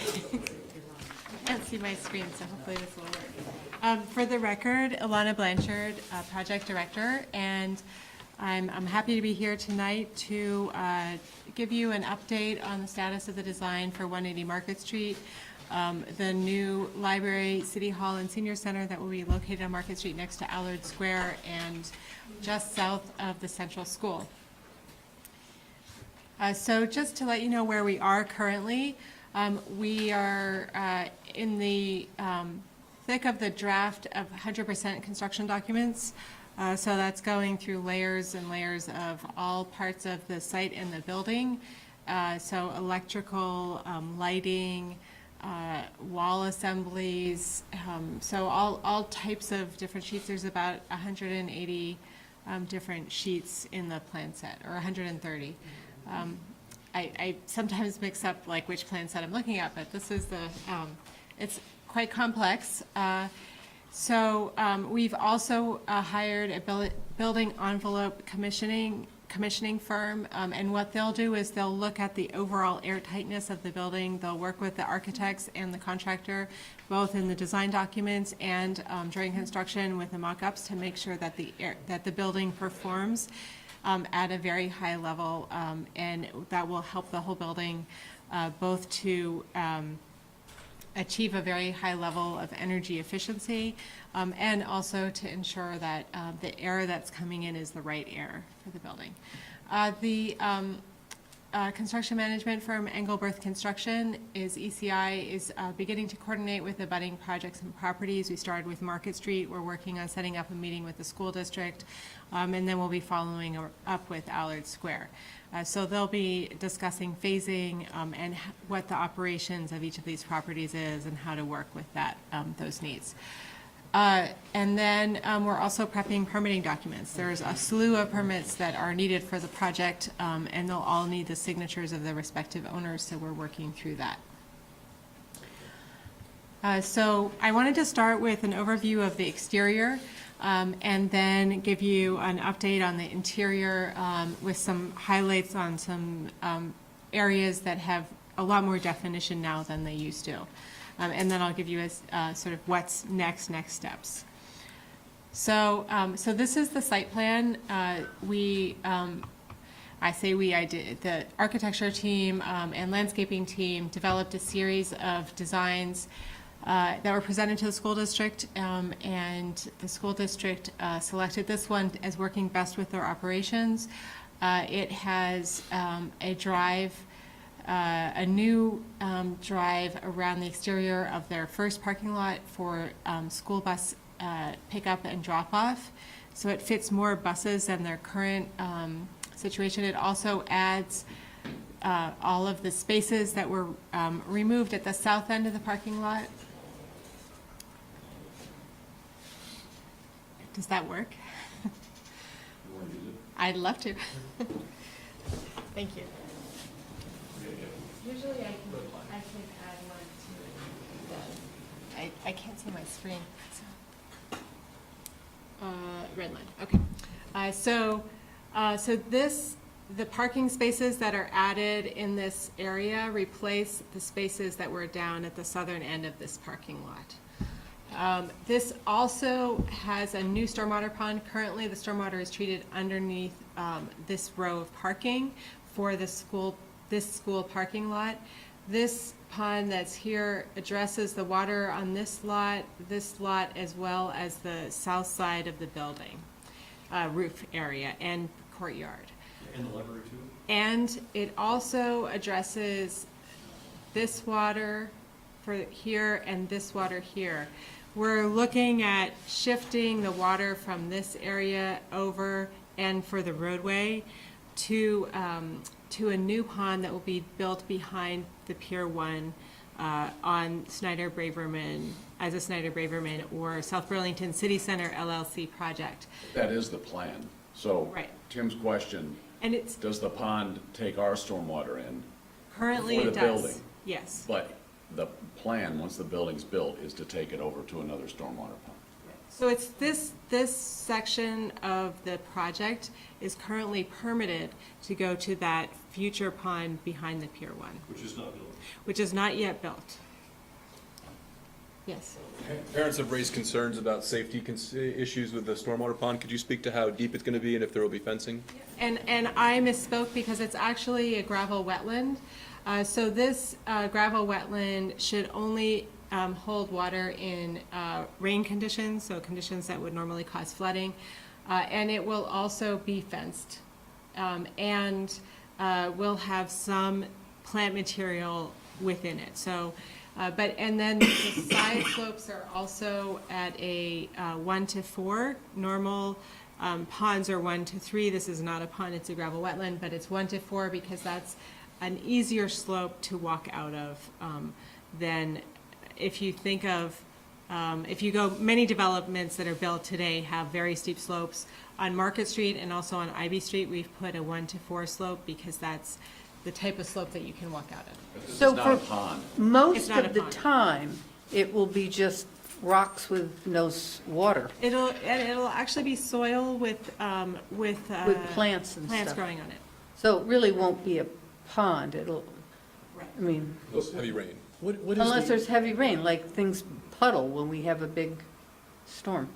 And it's approximately, I want to say it's 5 feet deep, meaning that from the surface, it's an 8 to 12, so it's 4 to 5. I'm not sure where the outlet is because I know the outlet is 5-foot below dent. the lip. And that's why it's fenced. so do you know what the engineering is for that pond? They're gonna have to excavate down X number of feet and then put a layer of this and layer of that, a layer of this? Yes, yes, that's correct. Yeah. Is that clay there or sand? Do we know? Sand. Sand. It's sand. And so that's one of the reasons that it's fairly wide is because you can't have it be deep because of the groundwater. So the groundwater is fairly high, and the sand allows water to come through pretty quickly. So there's a separation that's required to meet stormwater regulations. So the gravel wetland needs to be up a certain height. So it will have natural growth in it. Yes, it will be it will have most likely a wetland mix that gets mowed once a year. Expected. Go ahead. Well, so I just have had parents ask me specifically about this, and as a Rick Marcotte was then Central School alumni, I remember fondly growing up in the 80s having a big ice rink in the back of there. Is there any chance that if this were to collect rainwater, would this possibly be an ice skating pond too, or is that it's just not going to work that way? It's unlikely that there would be water there for that length of time. The rocks would be wicked on your That's blades. what I'm asking, just wondering Yeah. if it's dual purpose here, you know? Okay. There might be some conditions where it ices over and then holds water, but I don't think it's something that could be planned on, if that makes sense. And so one last thing I wanted to point out, these are the 3 entrances, and that's also where the snow melt will be located. So, and this is the main front entrance, this is the entrance closest to the auditorium, and this is the entrance closest to the senior center, and also flanked on 2 sides by the 2 reserved handicap parking spaces. So is the school administration and all the people who are interested in busing and stuff, have they signed off on this design? They have not requested, yes. I don't know if it's in their authority to sign off on it, but they have not. But they've approved it, they've said this Yes. looks good, At we the like staff it? level. At the staff At the level. staff level, this meets their needs, and we're on to just discussing like where are trees, making sure that the curbs are right for fire lanes, and snow plowing and things like that. So this is, we've been in the same layout for the parking and the sidewalks for quite some time. And there's questions about cost. So they approved the layout, but are we? We're paying for the cost. We're paying for it, we in the TIF district. Well, all of Needs to sign off on this, though. the school board needs to what? Sign off on this still. I'm saying, I'm not privy. I don't know if that level of oversight will be required by the school board. I don't know. I think the question is, would the school board need to approve these plans? Yes, I believe they would. Oh, okay. And that has not happened yet. Not yet. So I wanted to do just a bit of a close-up to let you know what the landscaping would be.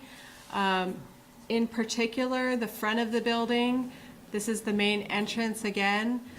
So these are sort of angular projections echo the building. The building is essentially two forms, so one and then two that are crossed on each other. So the landscaping echoes those angles. And in front of them is a quality paving stone, so an actual stone, not a concrete, pavers that extend the sidewalk on both sides of the entrance. And then there's clustered more towards the entrance and towards the corner. There's additional seating, and you can see the seating here and here. This is a rendering from the model. So the model, you only get the choices that you get in the model. So the landscaping is not going to be that bushy. It's planned more in the modern, like, grasses, variety of grasses. And there may be a flowering plant in there beyond the grasses. And then in the rear, so this is like the sunny, more dry side of the building. The rear has very columnar trees along the back, and you'll see why when you see the rear of the building. And then I believe it's swamp azalea in the back, so sort of more of a scented flower type arrangement. And then there are also smaller benches beside the two rear entrances, more for pickups or drop, if someone's waiting for a ride or something. What's the gray spot up on the left? The gray, Yep. it looks like it's a building.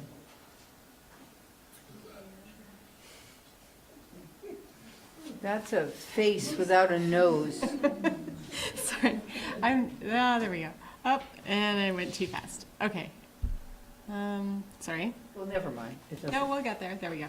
Okay, so this up here. Oh, right here. Yeah, right there. Yeah, What so is that's that? a trash enclosure. Ah, okay, thank you.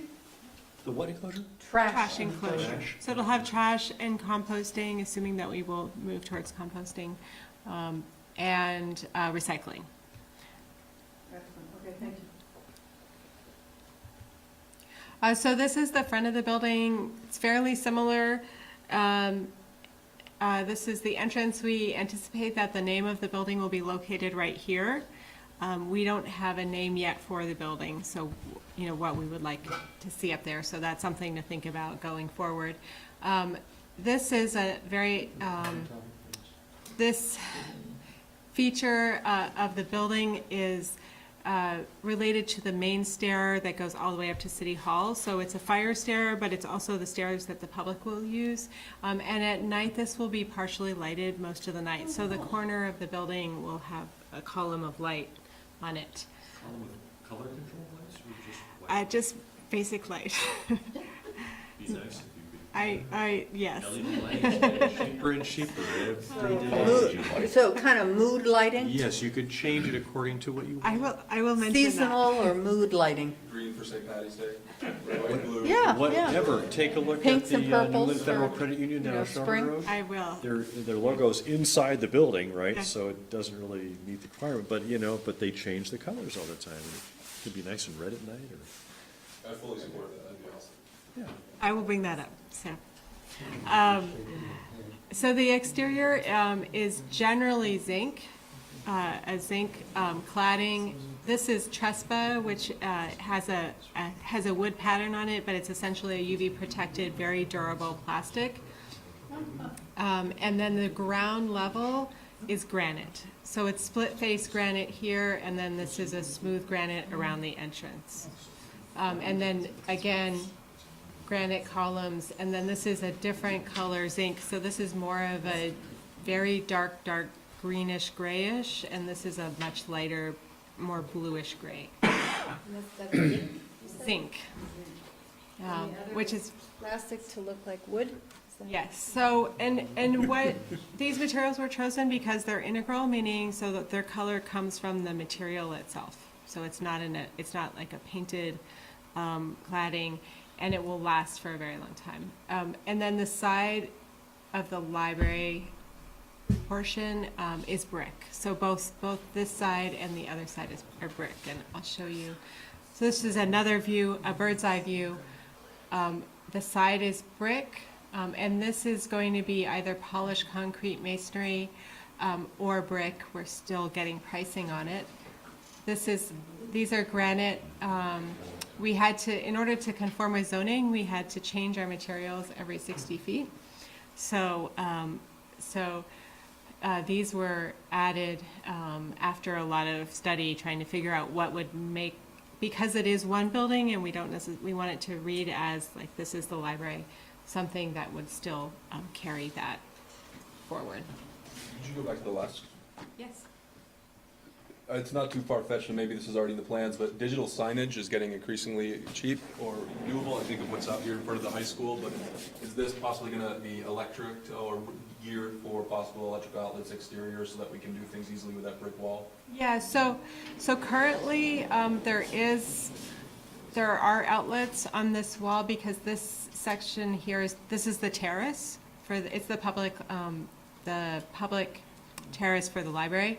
And there are also wall packs on the side, so there are already some penetrations in the wall. So you could advertise different things? Voting, don't forget to register. I don't know if we want that. I'm just saying it's nice to have options. Speaking of notices and so forth, we will probably still have the notices right in the front window of the vestibule, again, similar to how we have them right now. And then from this view, the clerk drop box will be right here, and then the library drop box will be right here. This is the back of the building. This is the front of the Oh, no, building. that's the front, sorry. Yeah, so this is Market Street, Yeah, and sorry, this yeah. is the new street that will go to the central school. And so this is the front, the library front, and then the clerk's office is over here. City Hall's up on the 3rd floor, and the library is the whole 2nd floor. And where the road butts in front of the library, across from the big front, and along the street to the school, that's parking. This is all Parallel parking. parking. And this is an older version, so this will be parking too. And there'll be parking on both sides of the road. And this is the senior center right here. So this is a view of the rear. So this is, again, the street that goes to the school. This is the trash enclosure. And then this is the entrance by the auditorium and the entrance by the senior center. And these are all windows related to the senior center.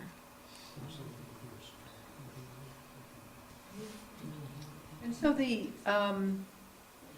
solar panels are the ones that butt out as well as on top of the roof, or is the top of the Yes. roof a green roof?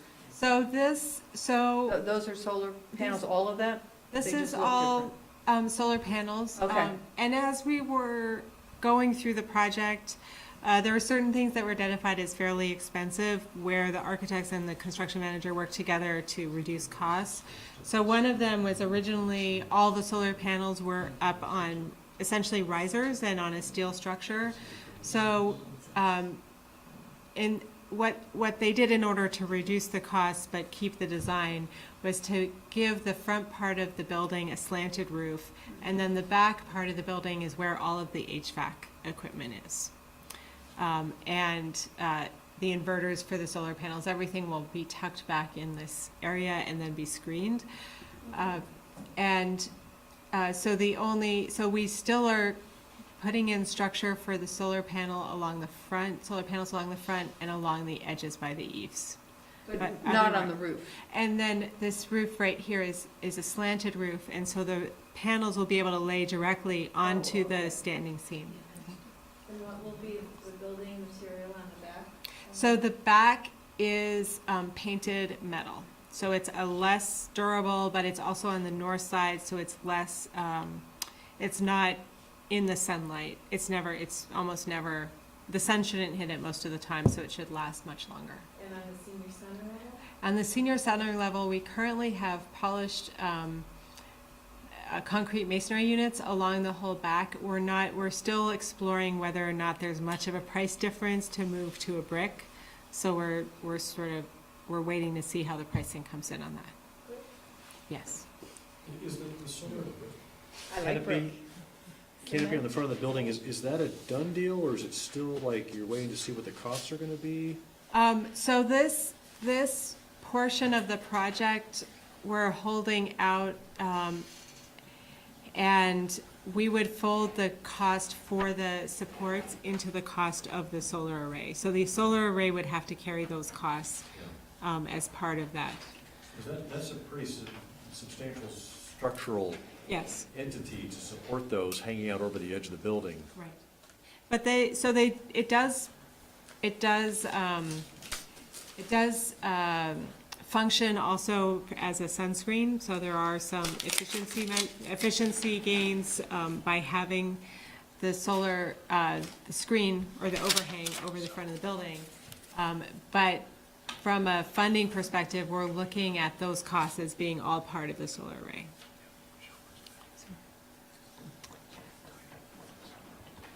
So this is the rear, just from the northwest perspective.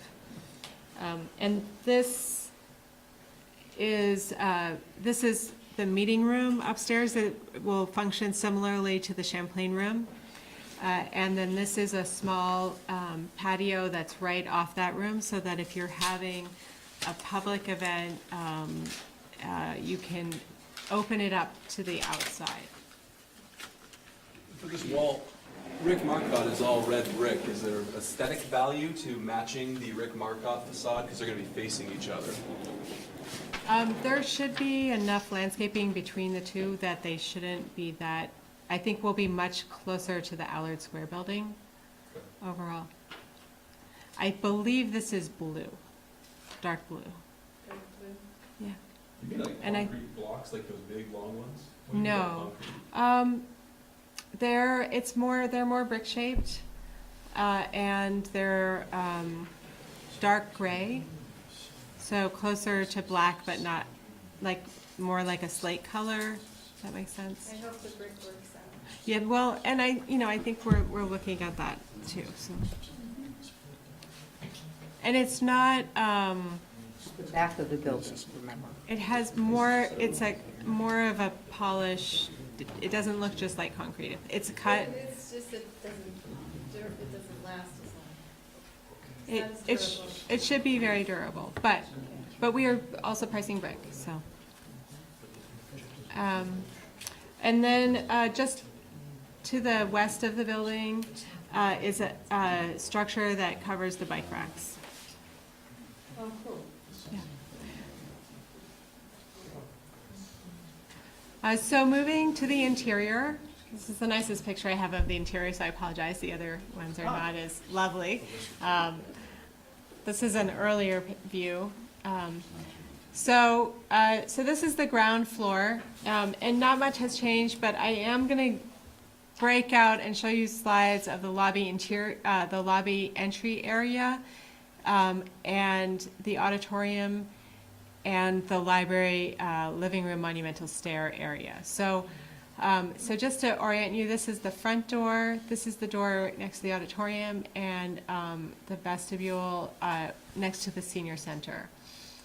So the main entrance coming into the lobby, there's been a lot of work done on the information desk to make sure that it faces the right way and that the public will be able to find it, and and know that's where they're supposed to go. And also within the clerk's office, they're not really an office. They do a lot of production in there, and they also have a lot of documentation that they're keeping track of. So we wanted to make sure that that space really met their needs and enable them to work in a very efficient and effective way. So they now have their own counter area, and then the public area is here, and they can all sit, and anybody can see from their desk if someone needs assistance. So that was very important to them. The auditorium, and I'm going to show you more of a close-up, but it now has fixed seating, and then it has a slight depression in the floor, so that by the time you're at the stage, the edge of the stage, it's a foot below the stage height. And then there's a ramp on the side. There is an AV closet, and I'm going to tell you more about that in a moment. And then another big addition was a gender-neutral bathroom, which will also be the family restroom. So that's in between a women's and a men's bathroom. And how many seats? So there's 3 in each. No, I didn't Oh, mean 100. that. It's actually very important. We're good. Phew, we're only 2. We're good. No, I meant seats in the auditorium. Approximately 100. And Pardon me, 100? 100. Okay. And which means that there's probably going to be about 96, and then some seats will be open for folks in wheelchairs. What's our capacity in this room? I think it's like 60. Oh, 6? And I would just like to point out that there are some chairs back there. So hopefully the gentlemen have been sitting in them for Are they a while. comfortable? You like them, guys? Yeah? Do the feet come out, so it's more like the lazy boy? No? Not yet? Theater. Okay. Popcorn and ice. So one, I did ask for. So, and one of them has more cushion than the others, so let me know what you think.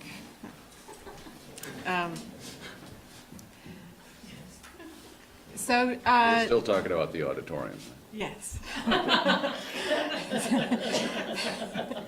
So, another change is that the tweens area is now open. So it had a door previously, and it's currently now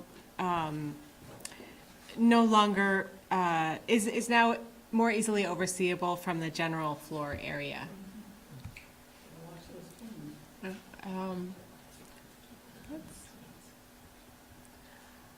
So the entry area, this is it's kind of zoomed in. It's maybe, I'm not sure if it's easy to see or not. This is the vestibule, and then the clerk's desk, the info counter.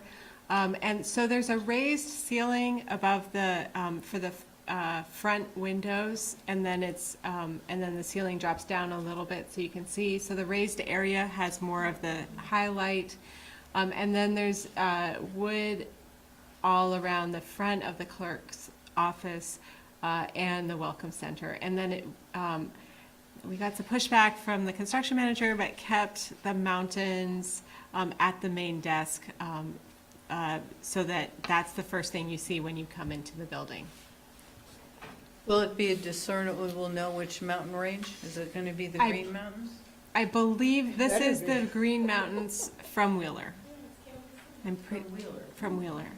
Yes. Well, that's a good Mansfield. view. Okay. So here's the auditorium. And so I have, this is a section down the center. And then this is the view on each of the 2 walls, so the north wall and the south wall. So this is from the electrical set, and this shows all of the underground conduit, so it will run all of the wires, all the wiring for the mics, for data, and for lighting. So these 2 are for lighting through conduit, through the floor, back to the AV closet. And then there's a big gap in here, so there is some space for wheelchairs to sit on either side at the top, but there's also a new booth that will, so you'll either have plug and play where you press a button in the AV closet for a council meeting, and you can turn on the lights that you need to. But if you're a small production and you, like someone from the high school, the kids from the high school who do, who put on small productions, and they've been, I know I've seen it, they've had them over at Spotlight, who are working with lighting and working with sound, and know how to run a booth. They can set up here and run the equipment from the back of the room, which is where folks who listen to sound like to sit. Like they do at the Flynn. Right. Conduits in the floor or the ceiling? In the floor. So this will enable you to have the DRB, including staff on the stage, the small stage, and then have 2 tables of different parties, minute taker, and then also a podium if you want the public to come up and speak separately. So it gives you a lot of flexibility for how you set up both the stage and the floor in front of the stage. And there's also a storage area off to the side so that you can move all of the tables and so forth into the storage area. That's mainly it. I didn't clip out the electrical plan, but there are also bars so that people coming in can plug in lighting on the side. And there will be fixed cameras. I don't believe this one shows it either, but there would be fixed cameras so that Charlie or someone else could just plug in and pull the feeds from the camera and pick which views they want to use or zoom in and operate the cameras. And they can also do that from the back of the room. And there will be a box so that multiple medias can plug in to the box. How much more do you have in your presentation? I can whip through it. Yeah. Yeah. Okay. So this is the monumental stair. It changed slightly. It's more angular. It used to be circular, but it's in the same location. And the second floor is relatively the same. These are some of the finishes for the library area. This is the third floor, also pretty much the same. So the next steps are to complete the stormwater design. That may entail an update to the school district MOU. So we'll be meeting with them next week to discuss. Receive the permits. The construction manager will need to bid out the project. And then we will work with them to develop the guaranteed maximum price, which is their ceiling of costs, and that will then be brought to you to review and approve. And then we will also need a contract for a clerk of the works, so someone to keep an eye on everything. The architects will be keeping an eye on everything, as will staff, but we want someone there to sort of measure everything and just make sure it's all going smoothly, and then we can break ground. So that's it. Cool. Thank you very much. That was a good update. Thanks, Alana. See where this was. Yeah, no, that was great. Okay. Item 11 is council discussion and possible guidance to staff related to the court's decision in environmental court matter Snyder Group, Inc., PUD final plat. So if you recall, we did have an update on this in an executive session. And as I recall, there were a couple options for us to discuss and determine about the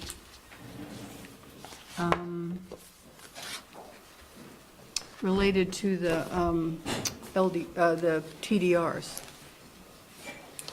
So what is your thinking? I mean, I think we were told that there were two or three? Two of the five. 2 out of the 5 issues for clarity, I guess, around TDR were either unclear or missing in the language that the city adopted Unconstitutionally ambiguous. Yeah. So one option is for us to fix that. Have legal counsel look at the language and fix it. Another option, I guess, was to do nothing. What else was there? Were those the two options? Appeal. Or appeal. So, let's take it in reverse order. Are we interested, do you need to share any more information? No. Are we interested in appealing the decision as a city? Brought to us with any advice from council on which of these three options to pursue?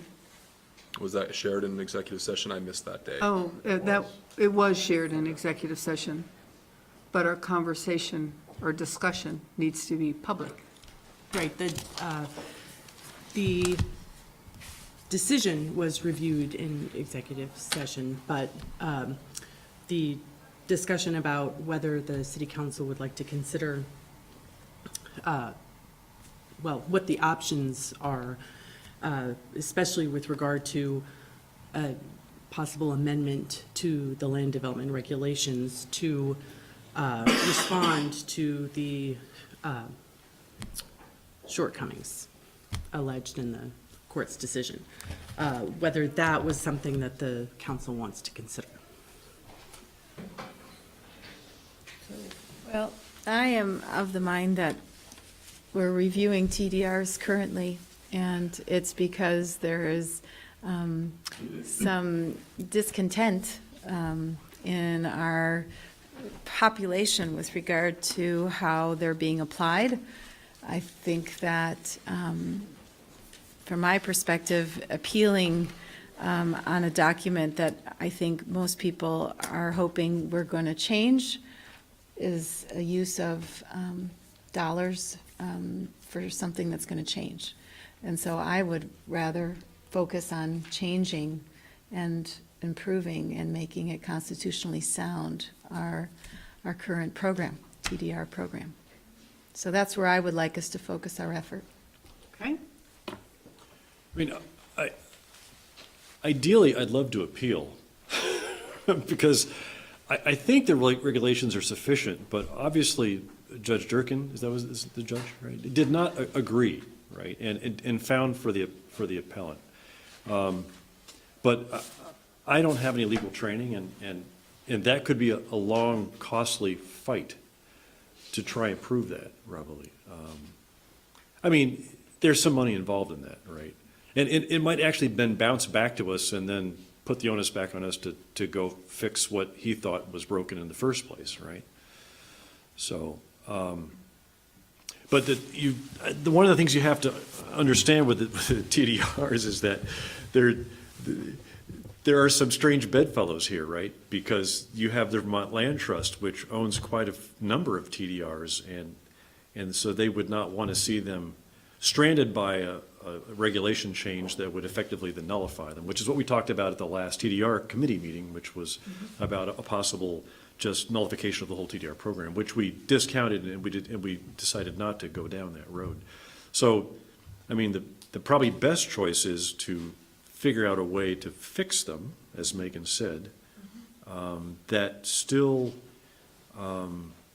seeks to follow the objective of what the original 2006 zoning change was, right, which was to give incentive to those southern southeast quadrant owners to conserve their property because it's more wild and more natural and doesn't have the city services like the northern southeast quadrants, which is sewer and water, right, and to keep them as open as possible. So, and a number of TDRs have already been purchased and have been used in other developments already, some for very small numbers of units and some for quite a few.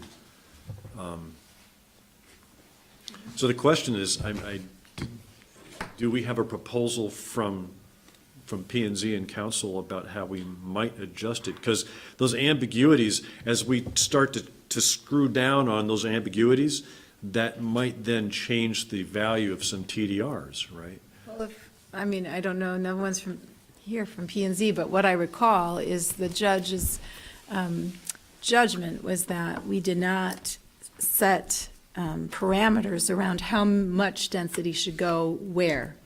And I think that is something, Or the DRB's ability to define Right.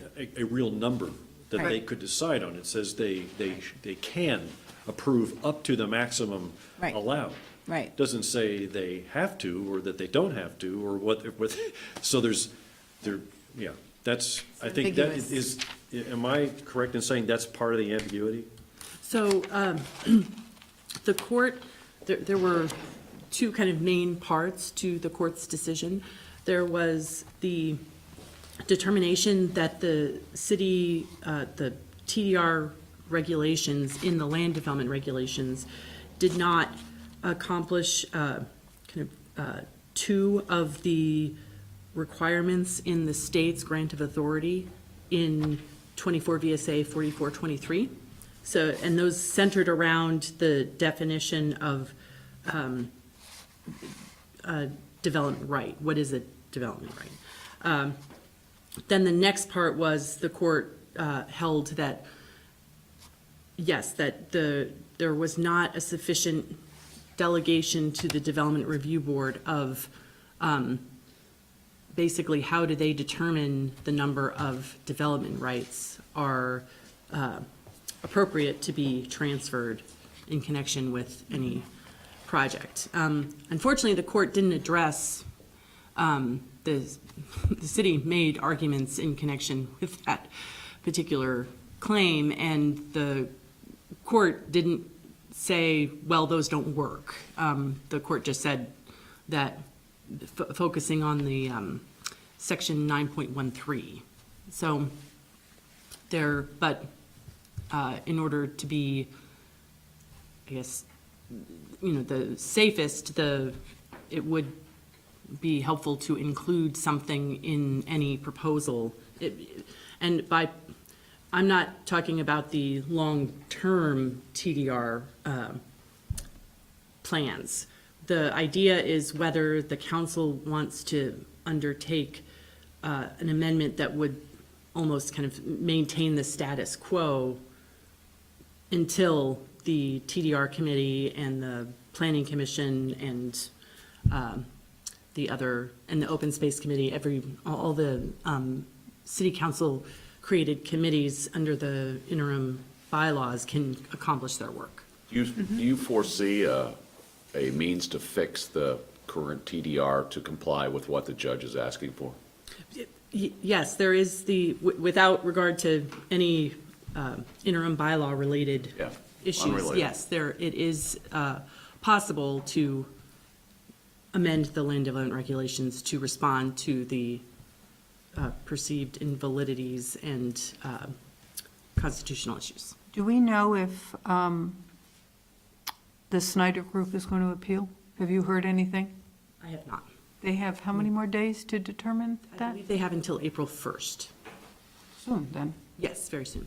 I talked to Chris the other day, and they had not made a decision yet as to what they want to do. Would your advice to us depend on whether or not Snyder appeals? No, the city has its own concerns, right.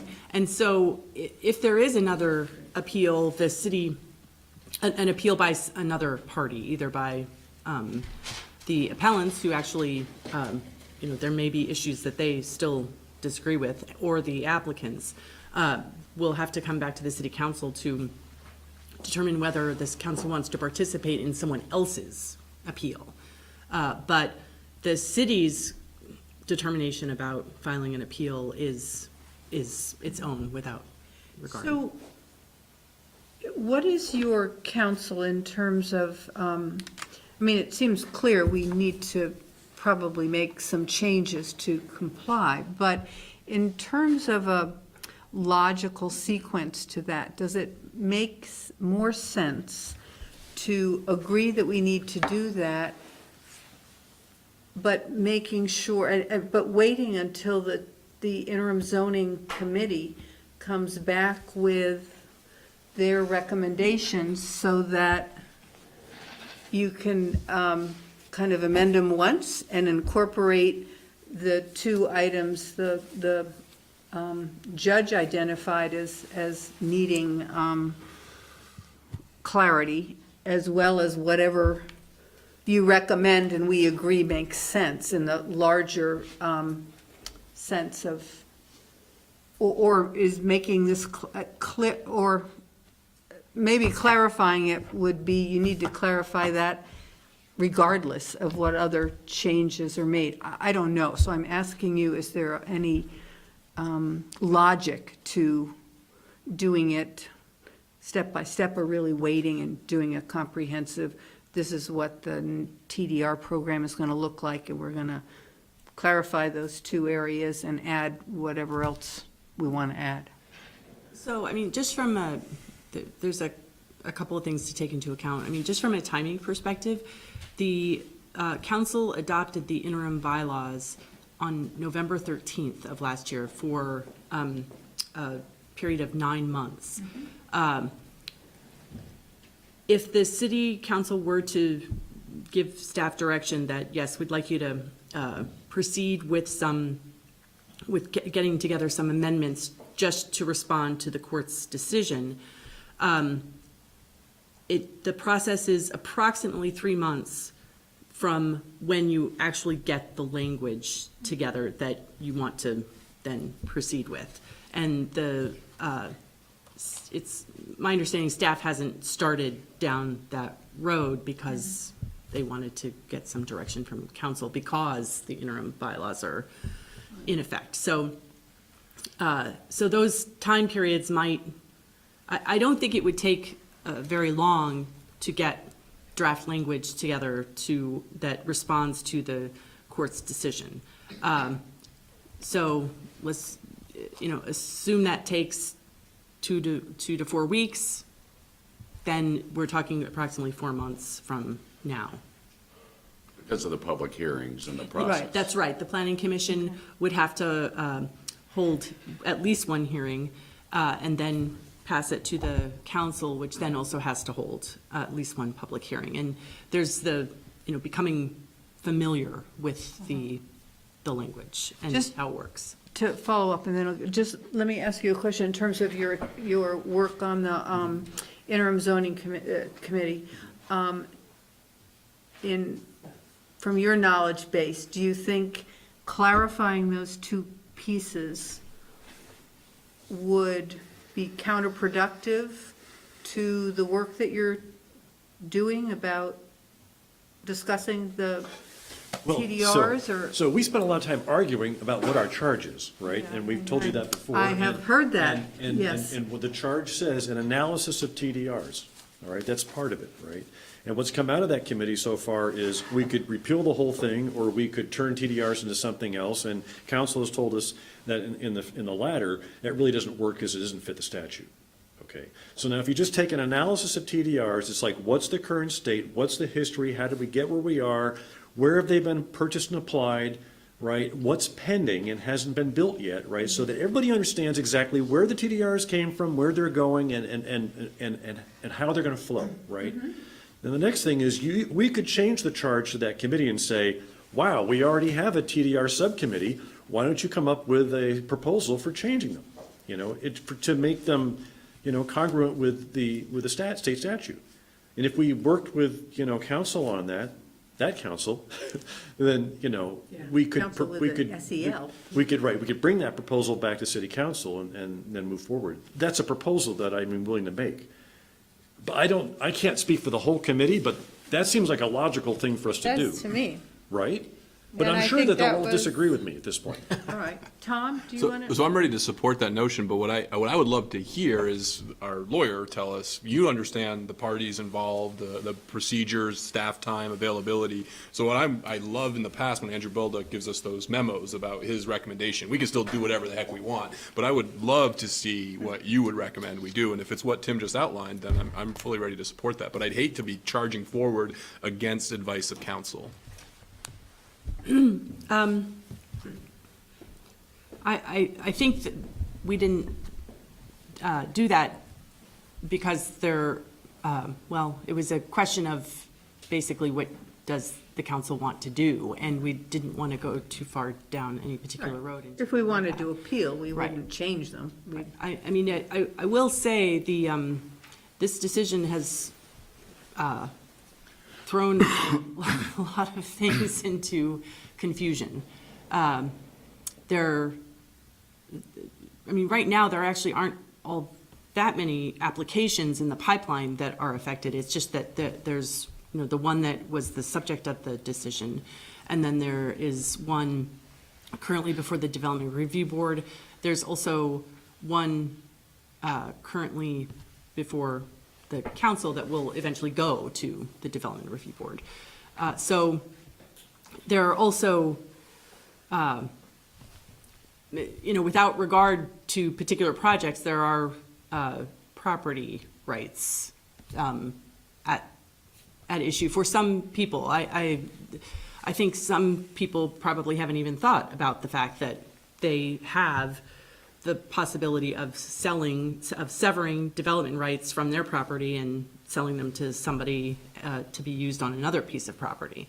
But there are people who have, development rights that they have that aren't, they don't consider them tied to land right now. So, that's the question is there, would it be a good idea to provide some certainty in the meantime while the council and the planning commission are proceeding with any proposed amendments, and which I think are, that work is perhaps broader than, TDRs are certainly a main topic, but they are not the only topic. I think it's a broader number of issues, excuse me. So answer your question. Is there interest in having a more narrow review separate from the IZ discussion? You mean from the, from? For all of the interested parties? Oh, The there developers, is- the TDR owners, I think there is some interest, yes. I think if, Narrow, fast solution that you would undergo outside of the interim zoning well, process. fast with the 3 months for all the hearings. I think we have an obligation to do this. Yeah. There are ordinances, the judge has found them to be unacceptable, unconstitutional, in the words. I think we have an obligation to try to fix them. In Amanda's timeline, if we get started on this, and it really is a 4-month period, at any time in that, we can say, let's stop that process because the committee has come up with something that is going to materially affect that. But I think it's important to start now and try to correct this flaw in our ordinance and let the committee do its work independent of just this fix. Because this is fundamentally an issue for lawyers to figure out how to address the courts. Shortcoming. I'm there with us, paying attention along the way, getting updates. Because of course that would come before us for some kind of amendment. Eventually, it'll come to you. Right. So, But in fixing the regulation, I have a feeling that the language is going to have to pin down some constants, some concrete values with the DRB, right? And so that means we're going to have to make a value judgment. The question is, who do you want to have making that value judgment? The TDR subcommittee, or, the council, or this council, or? well, I think it would be just another team working on it, and it doesn't mean that it is contained, because we would be able to jump in at any time, like Kevin is suggesting, and saying, hold on, our subcommittee is working on something that has, real value to these changes that are being discussed at the staff level, right? So, I'll tell you what, why don't we change our agenda for Wednesday night this week for our committee and talk about this exact issue and see what the consensus is? Is that acceptable? And then, You mean what the TDR? yeah, the TDR IZ subcommittee, committee? if they are willing to undertake as their new initial charge, right, to look at working with P and Z and council to figure out how to come up with language proposal to fix the TDR program. Could Kevin be there, or I don't know if you're free or not, but to lay that out, what you were just describing, so that they can understand how different pathways forward could work? Can. I think if Amanda can get started, the best way to move this into committee is to have a draft, a concept. Yeah, I think so, To too. present. Yeah. This is what we think would meet the standard, here's where we need input on, Right. on different things. Right. And then the committee can weigh in on those things. Right. But I wouldn't, I mean, we could start looking at that, but I wouldn't take any serious action until the 1 month, the 30 days has passed, right? Because we really don't know what Mr. Snyder's going to do. But we can still do some stuff, but We're not- gonna have to change. We still have a flaw in our ordinance. We do, but I mean, if it went to the Supreme Court, there's the possibility that they might disagree with Judge Erkin, right? In which case, then we don't have a problem. So we launch, that could take another year. I don't know how long those Supreme Well, Court. but, you know, even if could if the Supreme Court said your ordinance is fine, if there really is ambiguity among people, I mean, you read. And I think that's, So I think I that's where don't think we've it had is these as lawsuits. be really useful. I agree, and I think that the city has a responsibility to the public and to the developers, right, and to the landowners to fix the problem. Right. So So I think it sounds like we're asking you, I don't know, we want to take a vote, or tell me if this sounds amenable, that we would direct the city councils to work on new language to correct the ambiguities or uncertainties, and that the ID committee for TDRs will have the opportunity to look at that draft language, and it can inform what recommendations you might make, further amendments, or you may have a difference of opinion and you want to add some additional clarity. Does that sound like that would get us moving in the right direction? Yes. Absolutely. Whatever you bring to us, I'd want to hear what the TDR committee has to say about it, if they endorse it or not, so. Okay. Is that clear enough? Good. And maybe the committee is done with its work in a couple months and. Right. you know. Your sec. Oh, yes. Was there, oh, yes, I'm sorry. You could make a comment, sure. Dave Crawford speaking as a private citizen. Could you repeat that? I don't think. Dave Crawford speaking as a private citizen. How much of, if there appears to be a lot of chaos, if I'm understanding it, unknowns, how long is it appropriate for the city to live with this in the interest of appropriate protection of our open space and protection of quality development on either side? I'm just wondering, you seem to be headed in a direction to move positively, but it seems like there's some correction that's needed, like Kevin was saying, it's a problem, it's got to be fixed. How long can we live with that problem as a city, and is it appropriate? I think the consensus you just said is addressing it. I think our consensus is to address that That's what problem, I'm to hearing. reduce So the chaos, but at the same time, make sure that the IZ committee looking at TDRs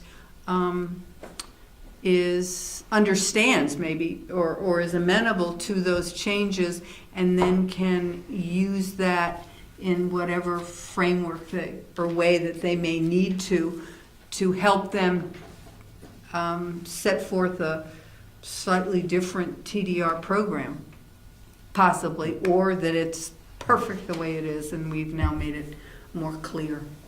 So I think that's our hope.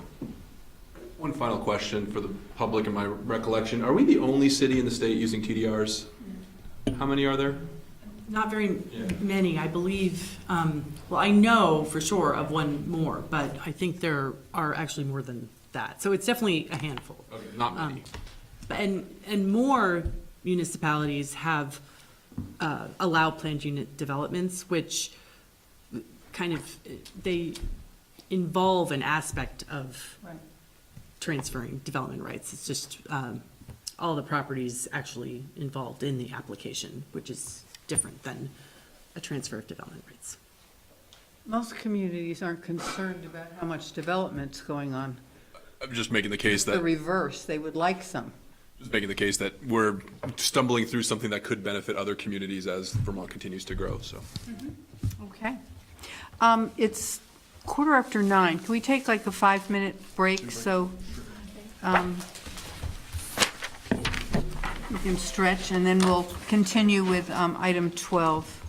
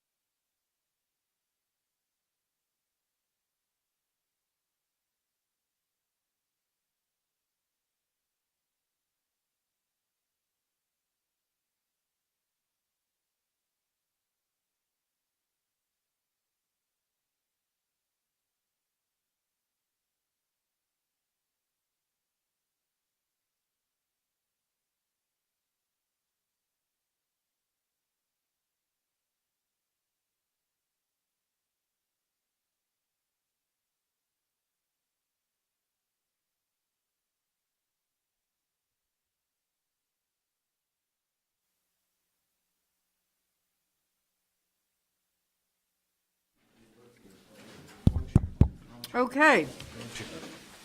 I would like to call back into session the South Burlington City Council meeting of Monday, March 18th, 2019.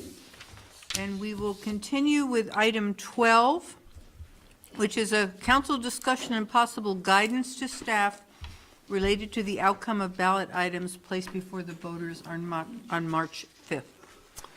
This, if I may, was put on the agenda at my request so the council would have a chance to kind of debrief after the votes on, specifically on local option tax, but on other things too. And if you wish, give council guidance as it relates to any of the projects or moving forward or whatever you would like to do. So it's just kind of an open question to this council. Okay.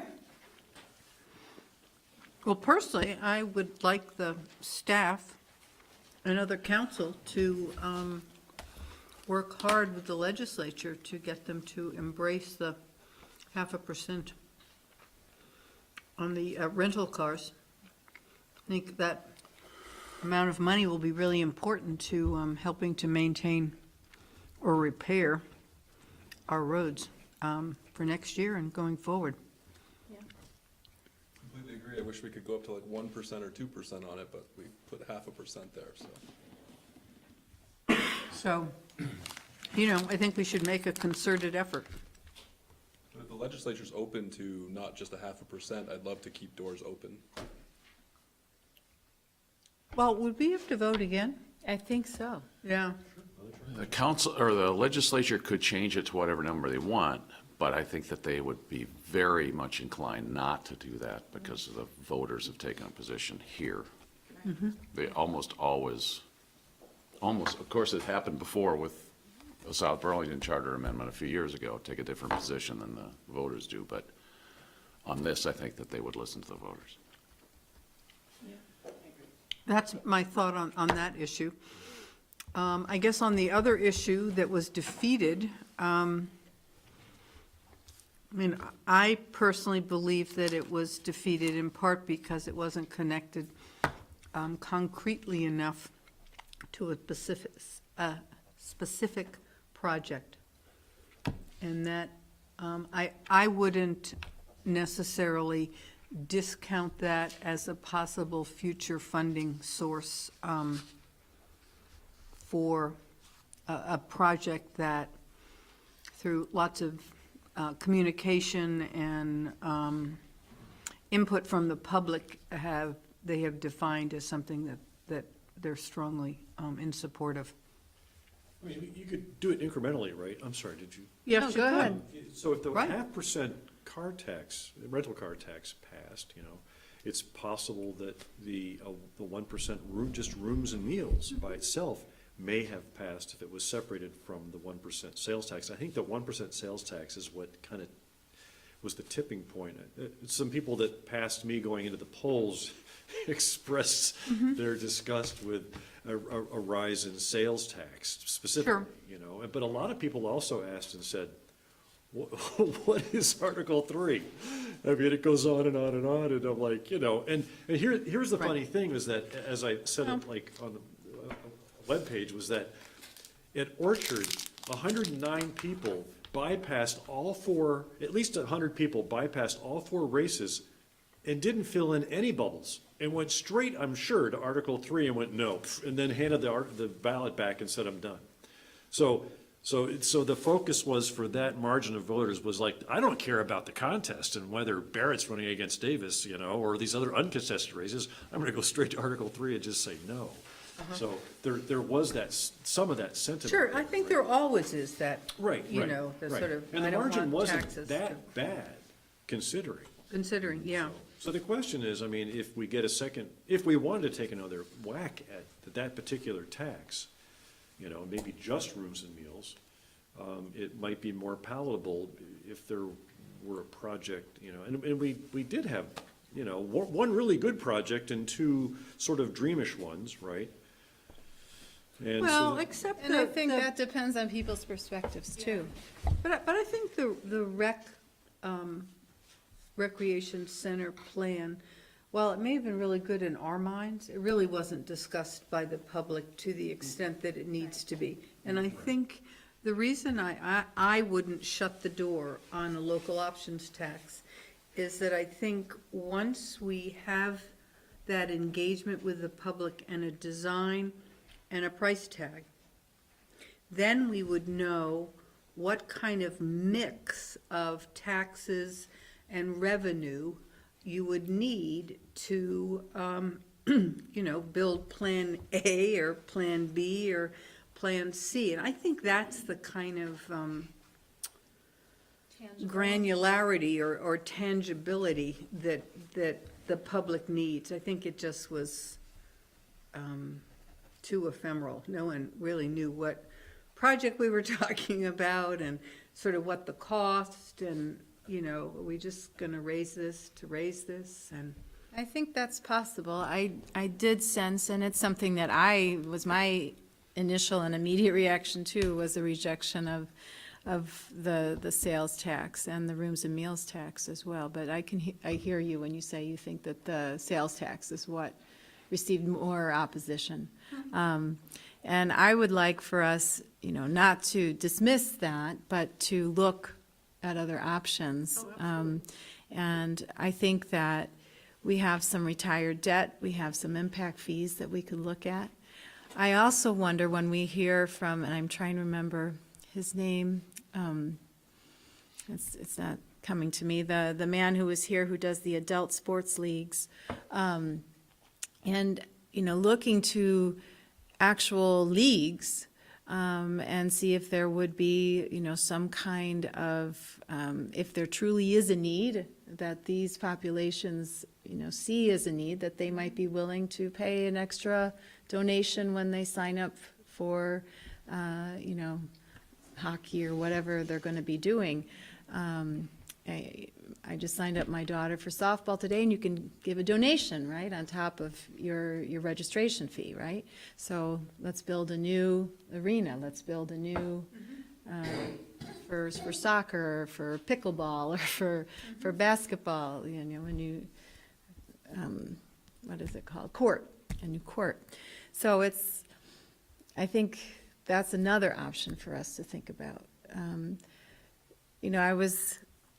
I was really struck by the level of disagreement over what should be in that recreation center when we all just eavesdrop on the SBVT watch page. There's a lot of disagreement. And so I think that needs to really involve a more public process too, in order to get people behind it. What I recall too, and really hang on to, is that I don't know if it was the general manager from the Windjammer who was present. Two employees of the Windjammer were here. Well, the owner. The owner. And then the second person, I don't know, the Marketing staff. The marketing staff, all right. Was we can go along with the Performing Arts Center because that is a revenue builder for us. And I don't see that for the recreation center, right? So for the rooms and meals tax to be used for recreation center, I think you're going to get some real pushback from the hospitality industry. That could be. folks. Yeah. So really Although I think about think, that. if you take your kids to any soccer tournament in New York State, there are, they have 15 fields and, a couple thousand kids with their parents who, it's a 2-day affair, and you rent a room somewhere and you spend the night and you buy meals, and it is a revenue. Well, that's what I overheard on the SBVT watch page was, if you're going to have a track, make it so that we can have meets here, indoor meets, for at the high school level. Right. And that might attract people into the hospitality, but the current design does not allow for those indoor meets, right? Well, it might there for a has to be basketball some, tournament or something, I don't know, but yeah, it yeah. has to be really, I think you have really to have carefully a put business together. plan, as they say. Exactly. Tom? I like where you were going with us, focusing on a project, fleshing it out, having the council say, yeah, we should bring this to the voters, having us endorse it from our perspective, representing our constituents, and then asking them to bond for it. And I would just strongly recommend that we separate and detach the conversation about how we pay for our police, fire, our roads, and our recreation centers through different types of taxes as a separate conversation. Do we need a rec center? Let's put it forward, let's flesh it out, let's see what the cost would be. And do we also think it's fair to ask our hotels, our restaurants, which generate more traffic, which use more of our police services? You can remember the standoff at the Sheraton just very recently, that those people aren't paying property taxes, paying for these very expensive roads, and very highly qualified and exceptionally professional fire and first responders. So I support the rooms and meals tax because I think it's fair, because it's comparable to what Burlington is charging. It would put us in parity there in order to reduce our overall tax burden. I also support a rec center because I need it. All right, but I just don't think we have to tie these two things together. So I'm not opposed to keeping the door open on rooms and meals taxes. I just don't think we need to tie them to these projects. I think we just need to look at fair ways to pay for the services we as a city need to provide. Okay, well, that's another, Because, I mean, we've had the city center reserve fund for quite a while, right? And like, it's gonna be pegged at $460 a year for the. what, 870. 860. We're paying into it $860, but 860. for something out of it's gonna be going to the library for a long time. no, 740. $740? Isn't it 740? I thought it was. 740 or 670, I can't remember. Oh, maybe Right, it's I can't 670, remember off the top of my whatever, head. Yeah, I thought it was 740. Maybe it is 740. But don't forget, I mean, there are a lot of planned and/or approved or soon to be approved, one way or the other, projects, right, that are going to add to grand list, all right? And over the next 10 years, you're gonna see a lot of housing and commercial stuff come online. The question is, can we somehow prorate the tax revenue from that and say, I think we can keep X% of it, right, and then start thinking about that project that we wanna do. And Oh, like I- have a different reserve fund, not, Well, it's, I mean, like, so we had 1.5%, growth in the grand list last year. I think that was pretty good. I mean, it's hard to replicate that every year, but there's a lot of stuff on the books right now. You've got 100+ units at Cider Mill 2, right? You have Spear Meadows, which will probably get built someday. I don't know what density. Dorset Meadows will probably be built someday at some density. Hillside Farm is still in phase 1 there, and before the DRB with phase 2, right? So there's a lot of stuff, and there's also redevelopment along the traffic corridors too. So I'm just saying is that, and I'm not an expert in this, but I'm supposing that with new building coming online, we're gonna have new tax revenues. The question is, some portion of it's gotta be paid for the infrastructure that built it in the first place and supports it, right? But some of that also can be returned to another objective. So I just, yeah, no, I think we have a lot of work. So it was a referendum, and we didn't make it real clear in some ways, in which I think there was a NPR comment today talking about referendums, and they were interviewing someone, and they were saying it's the problem with referendums is that you ask a very complex question and you want a yes or a no. And it's really hard to get a yes or a no on something that is really complex. So that's why I've always thought we have to be very careful about referendums. And I don't think we were as careful with this question as, it was too hard. There were too many steps along the way for someone to say yes or no really easily. Well, It was is more it- like I don't know, so I guess I'll vote no. could the ballot have been written, that article been written in it? I mean, you have to have the language of the charter change. Does that, by statute, have to be printed on the ballot? I think it does. There's other arguments so. that we could criticize how it came about and the length of time and how much vetting there was and how much buy-in we got. But I don't think that's productive to look backwards. I'd rather look forwards, which is what you started. And I fully support fleshing out a rec center, seeing what that cost is going to be and bringing that forward to voters. Is that where everybody is? Is that kind of the direction you want Oh, to give yeah. staff No, to I- continue the design process, at least on that project? And the Creative Arts Center is still out there, but it wasn't as far along in the design and conceptually. But we can continue to work with the committee on that too, if that's what you wish.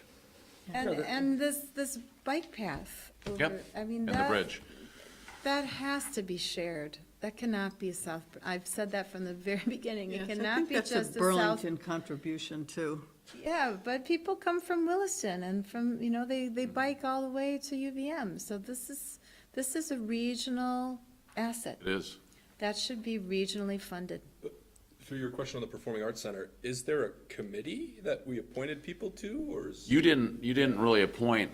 2 years ago, you asked a group to gather to put together the concept when we met over at Spotlight. Spotlight. So if we And want subsequent. I would want a committee of appointed South Burlington representatives that understand all the trade-offs and competing interests of our tax dollars if we're gonna move that forward at all. So what has happened, I wouldn't wanna get behind what a group of individuals that have something directly at stake are recommending to us. That's just me. I would like to see the Rec and Parks Committee or the Design Art Committee to start weighing in, because those are individuals, South Yes, Burlington I think- residents, that we've yeah, appointed to I represent the agree. interests of the community. Okay. Okay, I think we definitely should focus on that and see if that is what the public is interested in. But we also have to wait for the master visioning and planning hearings that the school is running here, because they have a performing arts facility. And those plans. That's great. That's a great idea. Sorry, I didn't mean to jump break in. So we have to see how that works out, Oh, absolutely. right? Because that's going to involve some bonding too. Yes, it will. But also, it's a dual, it's an overlap, so we have to, and I think that the community should have that discussion. Is that in the school, right?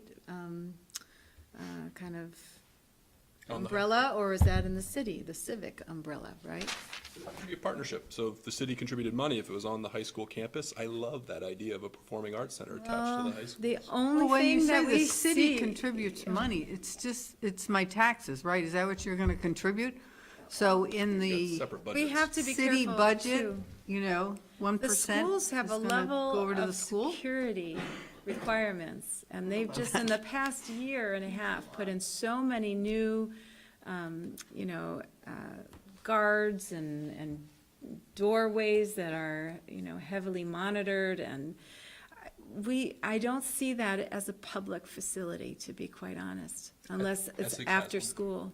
Essex has a black box theater, and it worked for many years. They pulled back after it got older, but I'm just saying it's a model worth exploring, because there's dual-purpose utility. Schools aren't used all year round. I have to say that the further we've come away from our decision to move the library to a public area, and the schools have really upped their security, it would have not been a public library, even close to being a community library.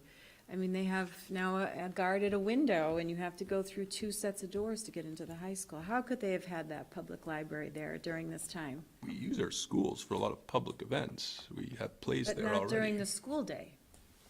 I just want to serve the needs of the school and the community and the city, and I think we're doing that with the spaces that we have, and it's a proven model elsewhere. So we let people into our schools all the time for different functions. But that, Well, I think it's that's What are we a debating here? conversation, Yeah. and some collaboration will be needed about, how we define that space and support it. That's good guidance. Is that Thank enough you. guidance? Yep. Okay, Yeah. let's move on to 13.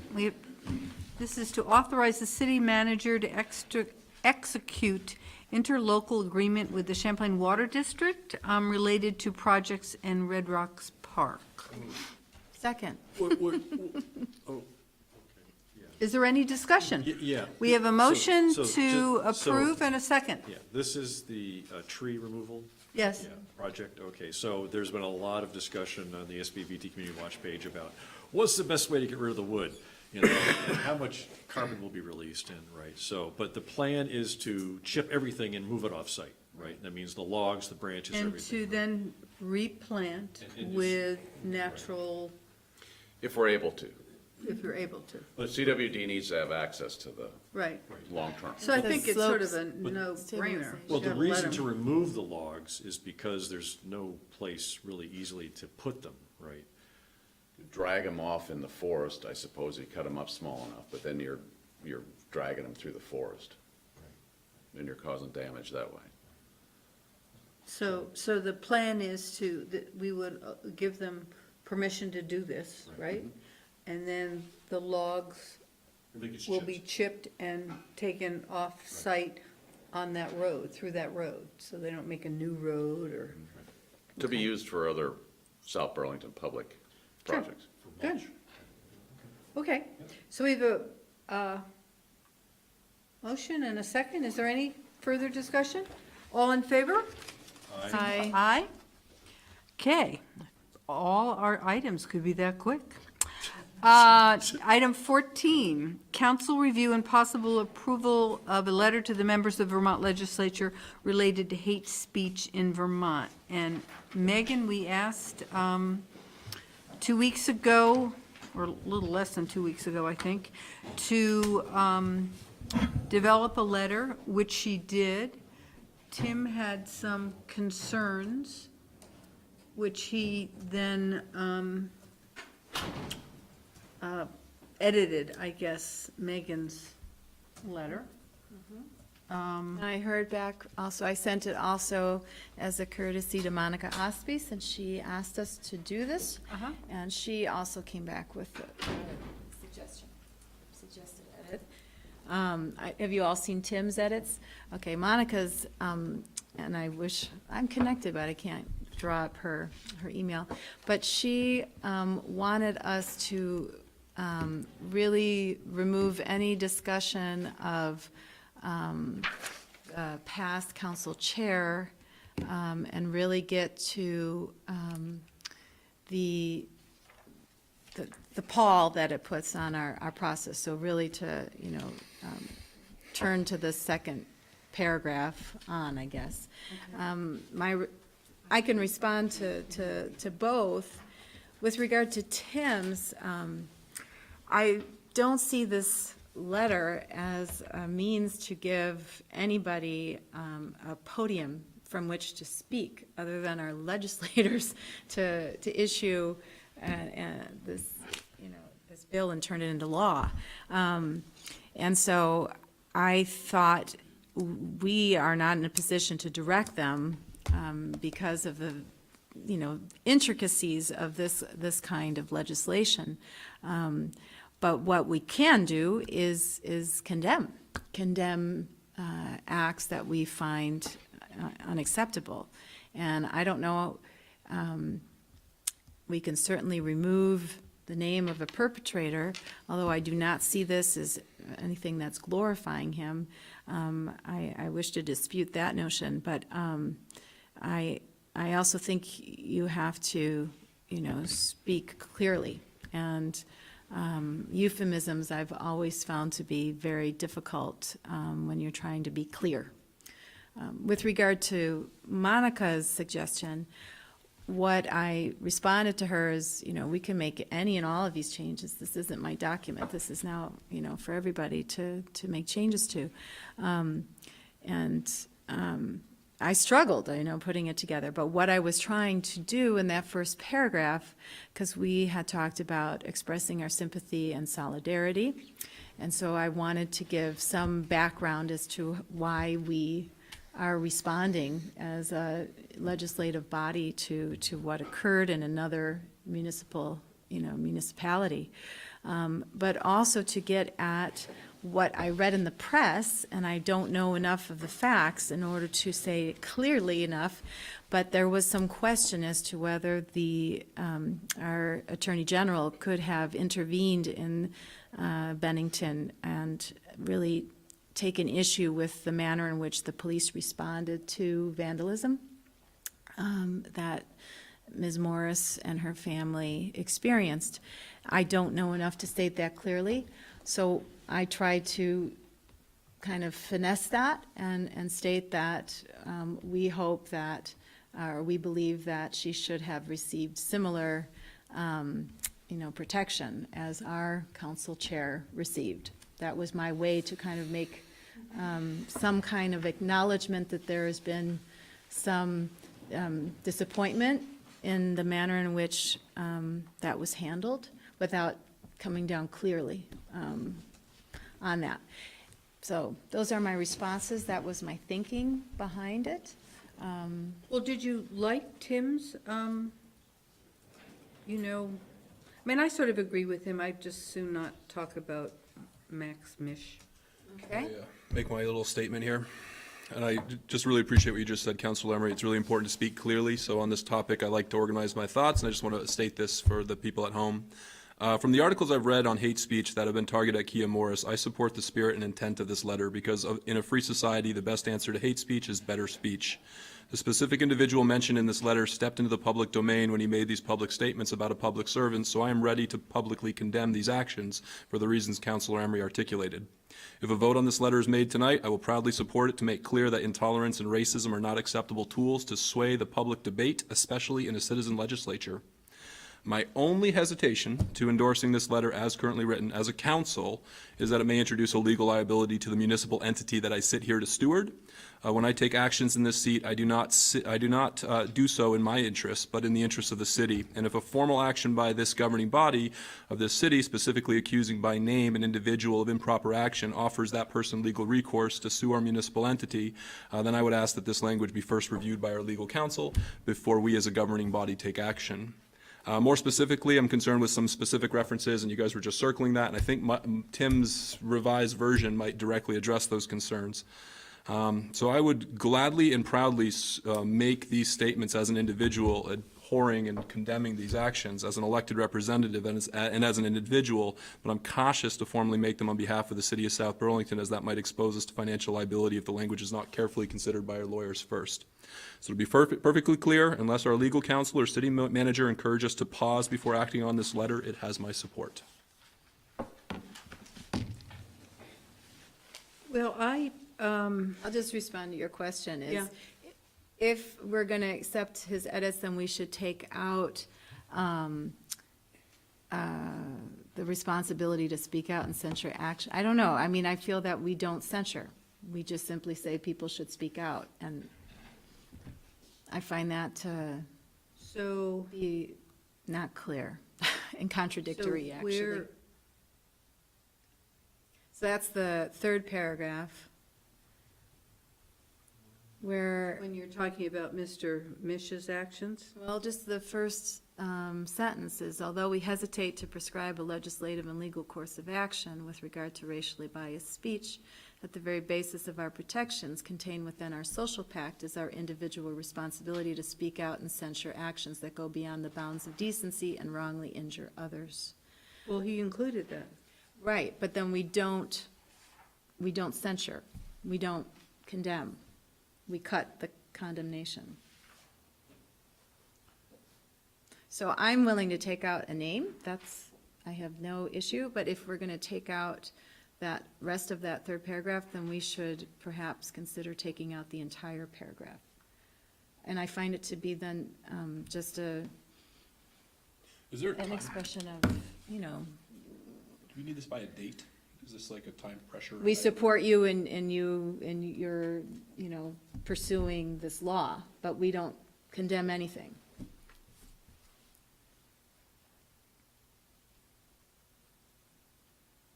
I'm just wondering how productive it'll be tonight to flesh out these changes. Do we need this approved tonight, or could we punt this to the next meeting? No, we can probably punt it to the next meeting if we want to work on this. Yeah, I'm just. What? I'm just laughing at, just punt it, you know, the term punting, I just. Oh. Yeah.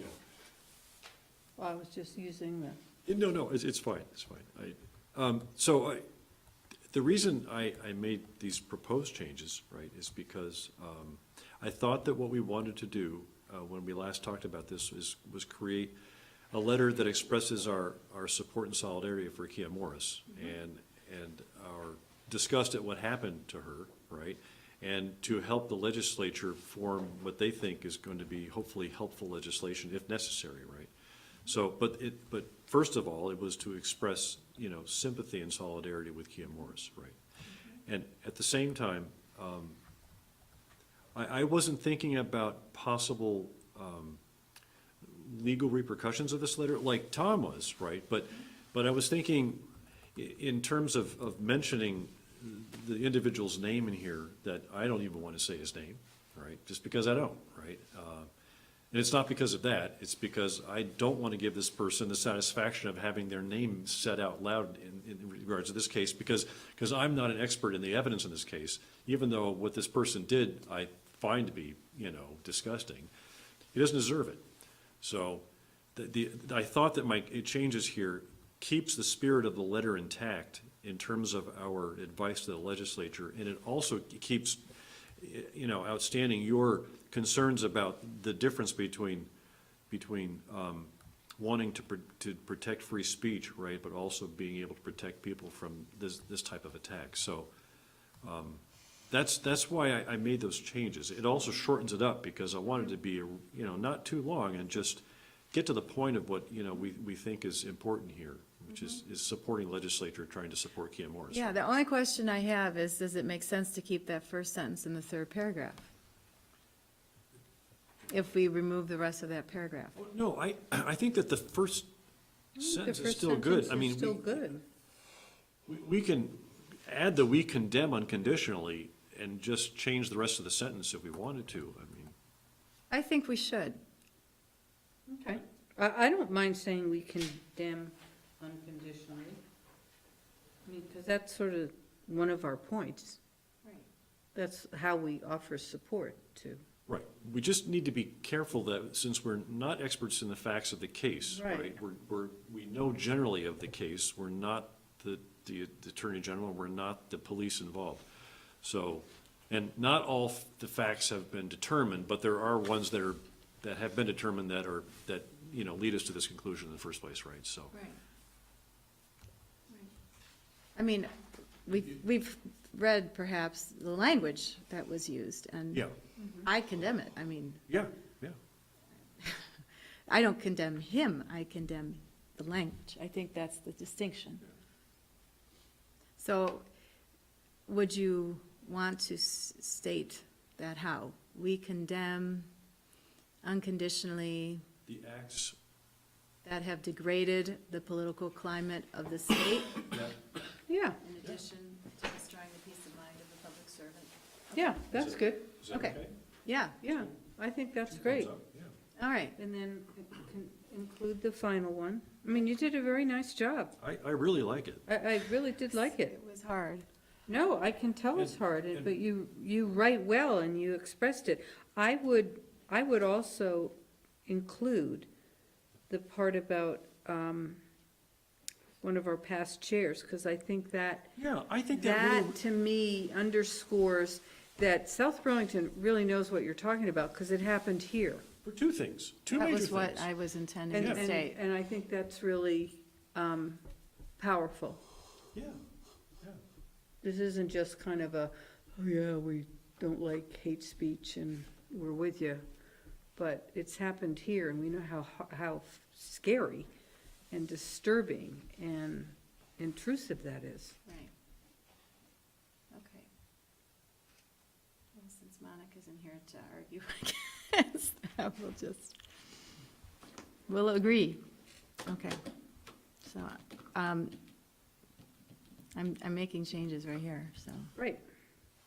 I So- also see Burlington City Council, when they make edits to things like this, they have it like up on the screen so we can all see what the changes are. I could get over there. Yeah, I do that on committees too. I mean, All I right. don't want to be here all night, but. let's if do we're that gonna for the do members. this, It'd be a more efficient way to, if we're gonna do. Well, then we especially could for the public. probably, I'm also open to just punting this to the next meeting because it's 10 o'clock, but. Does this I fit know. over here? HDMI.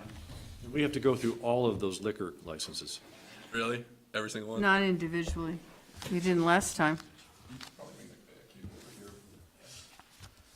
here. State your name for the record, please. Megan Emery. For the record. For the record label. She's our scribe. Par excellence. I love the new setup for City Hall. It's going to have a screen down there so that we can look this Is way. that my desktop? Oh, yeah. 'Cause I have my, That should be you. Is that not coming from your? because I have my writing on my screen, but Windows that's P. So if you press the Windows P Windows P. and then do duplicate. Ah, all right. And then how do I get out of there? There, all right. So I just struck this line here that I'm, okay, and I made that a small r and I made the comma. That's all I've done so far. Okay, and then we have to go down to And then, right?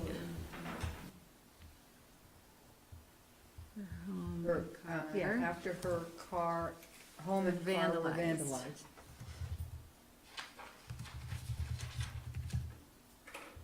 Okay, and then we go down here.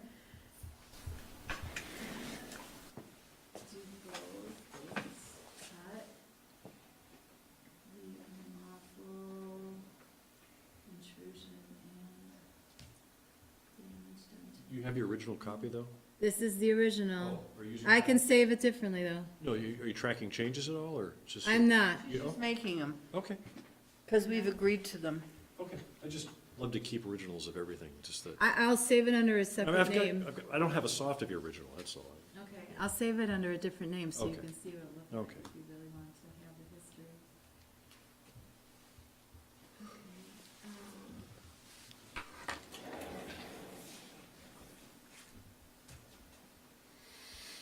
And then that whole thing, okay, let me just see how far it goes. Down to take.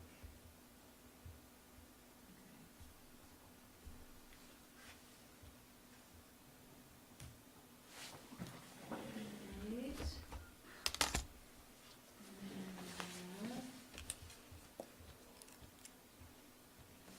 So from there Down. to the end of the paragraph. We can then unconditionally, the acts, sorry, that Degraded the political climate. of the state. And do you, I know it was getting wordy, so do you want me to say the peace of mind of a public servant and that of the private citizens in her life? That's more accurate, but. Sure.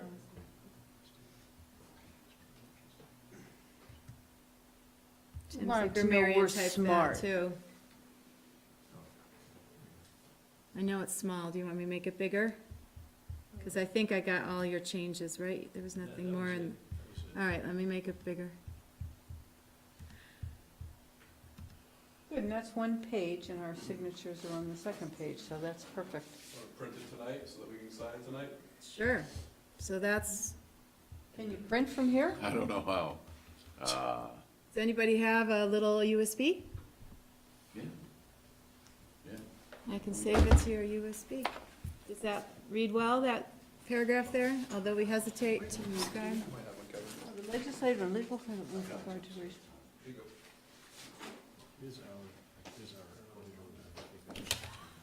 I won't open anything.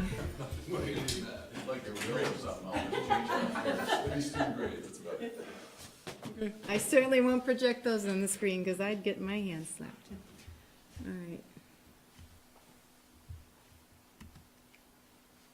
Okay, USB drive, and I'm just going to save this as revised.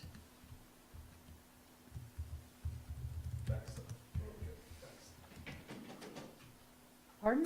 The stuff on the drive is from the Family Enterprise Case Company. Oh. South Burlington, I guess that's where it was. Okay, yep, save. And I'll get out of there. Cruiser, Okay, I'll take this. all right. And, get a copy. I move to approve the language as revised. Second. Okay, all in favor? Aye. Aye, good.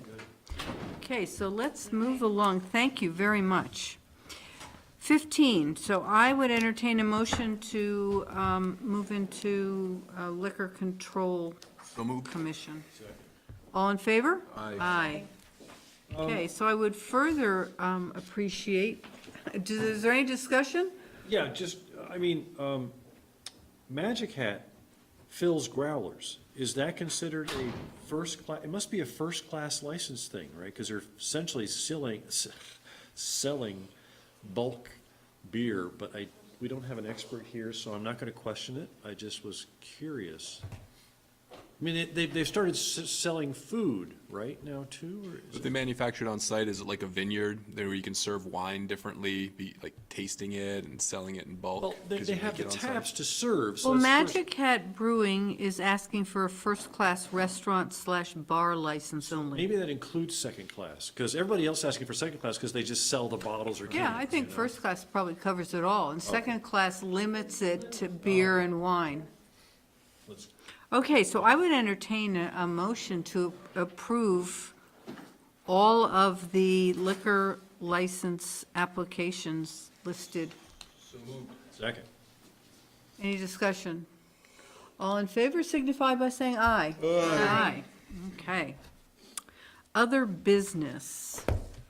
I actually have, oh, I'm sorry. Liquor Control Board. Second. Thank you. All in favor? Aye. Okay, we're back into regular session. Other business, I got a very nice letter from Tricia Gustafson, is that her? And she is very concerned about the speed along Kennedy Drive, The what? the speed limit on Kennedy Drive. 40. It's 40, and there are a lot of, although you can't always see all the houses, there is a lot of housing there. I personally walk there probably every other day, and it's a pain in the neck to cross Where? anywhere on the street unless you're at the lights. But not at the light, yeah, yeah. Well, it's dangerous. It's like Williston Road. It's dangerous, yeah. Yes, There's no. it is, yeah, it 'cause is. it's basically 4 lanes. Yeah. Yes, it's Plus- 4 plus lanes. pretty It's wide shoulder, faster. too. And it's wide, and I think, and it's straight. And so I think people, tend to, I mean, I have to admit, I've gone over 40, especially on the way home from these meetings. Mon Dieu.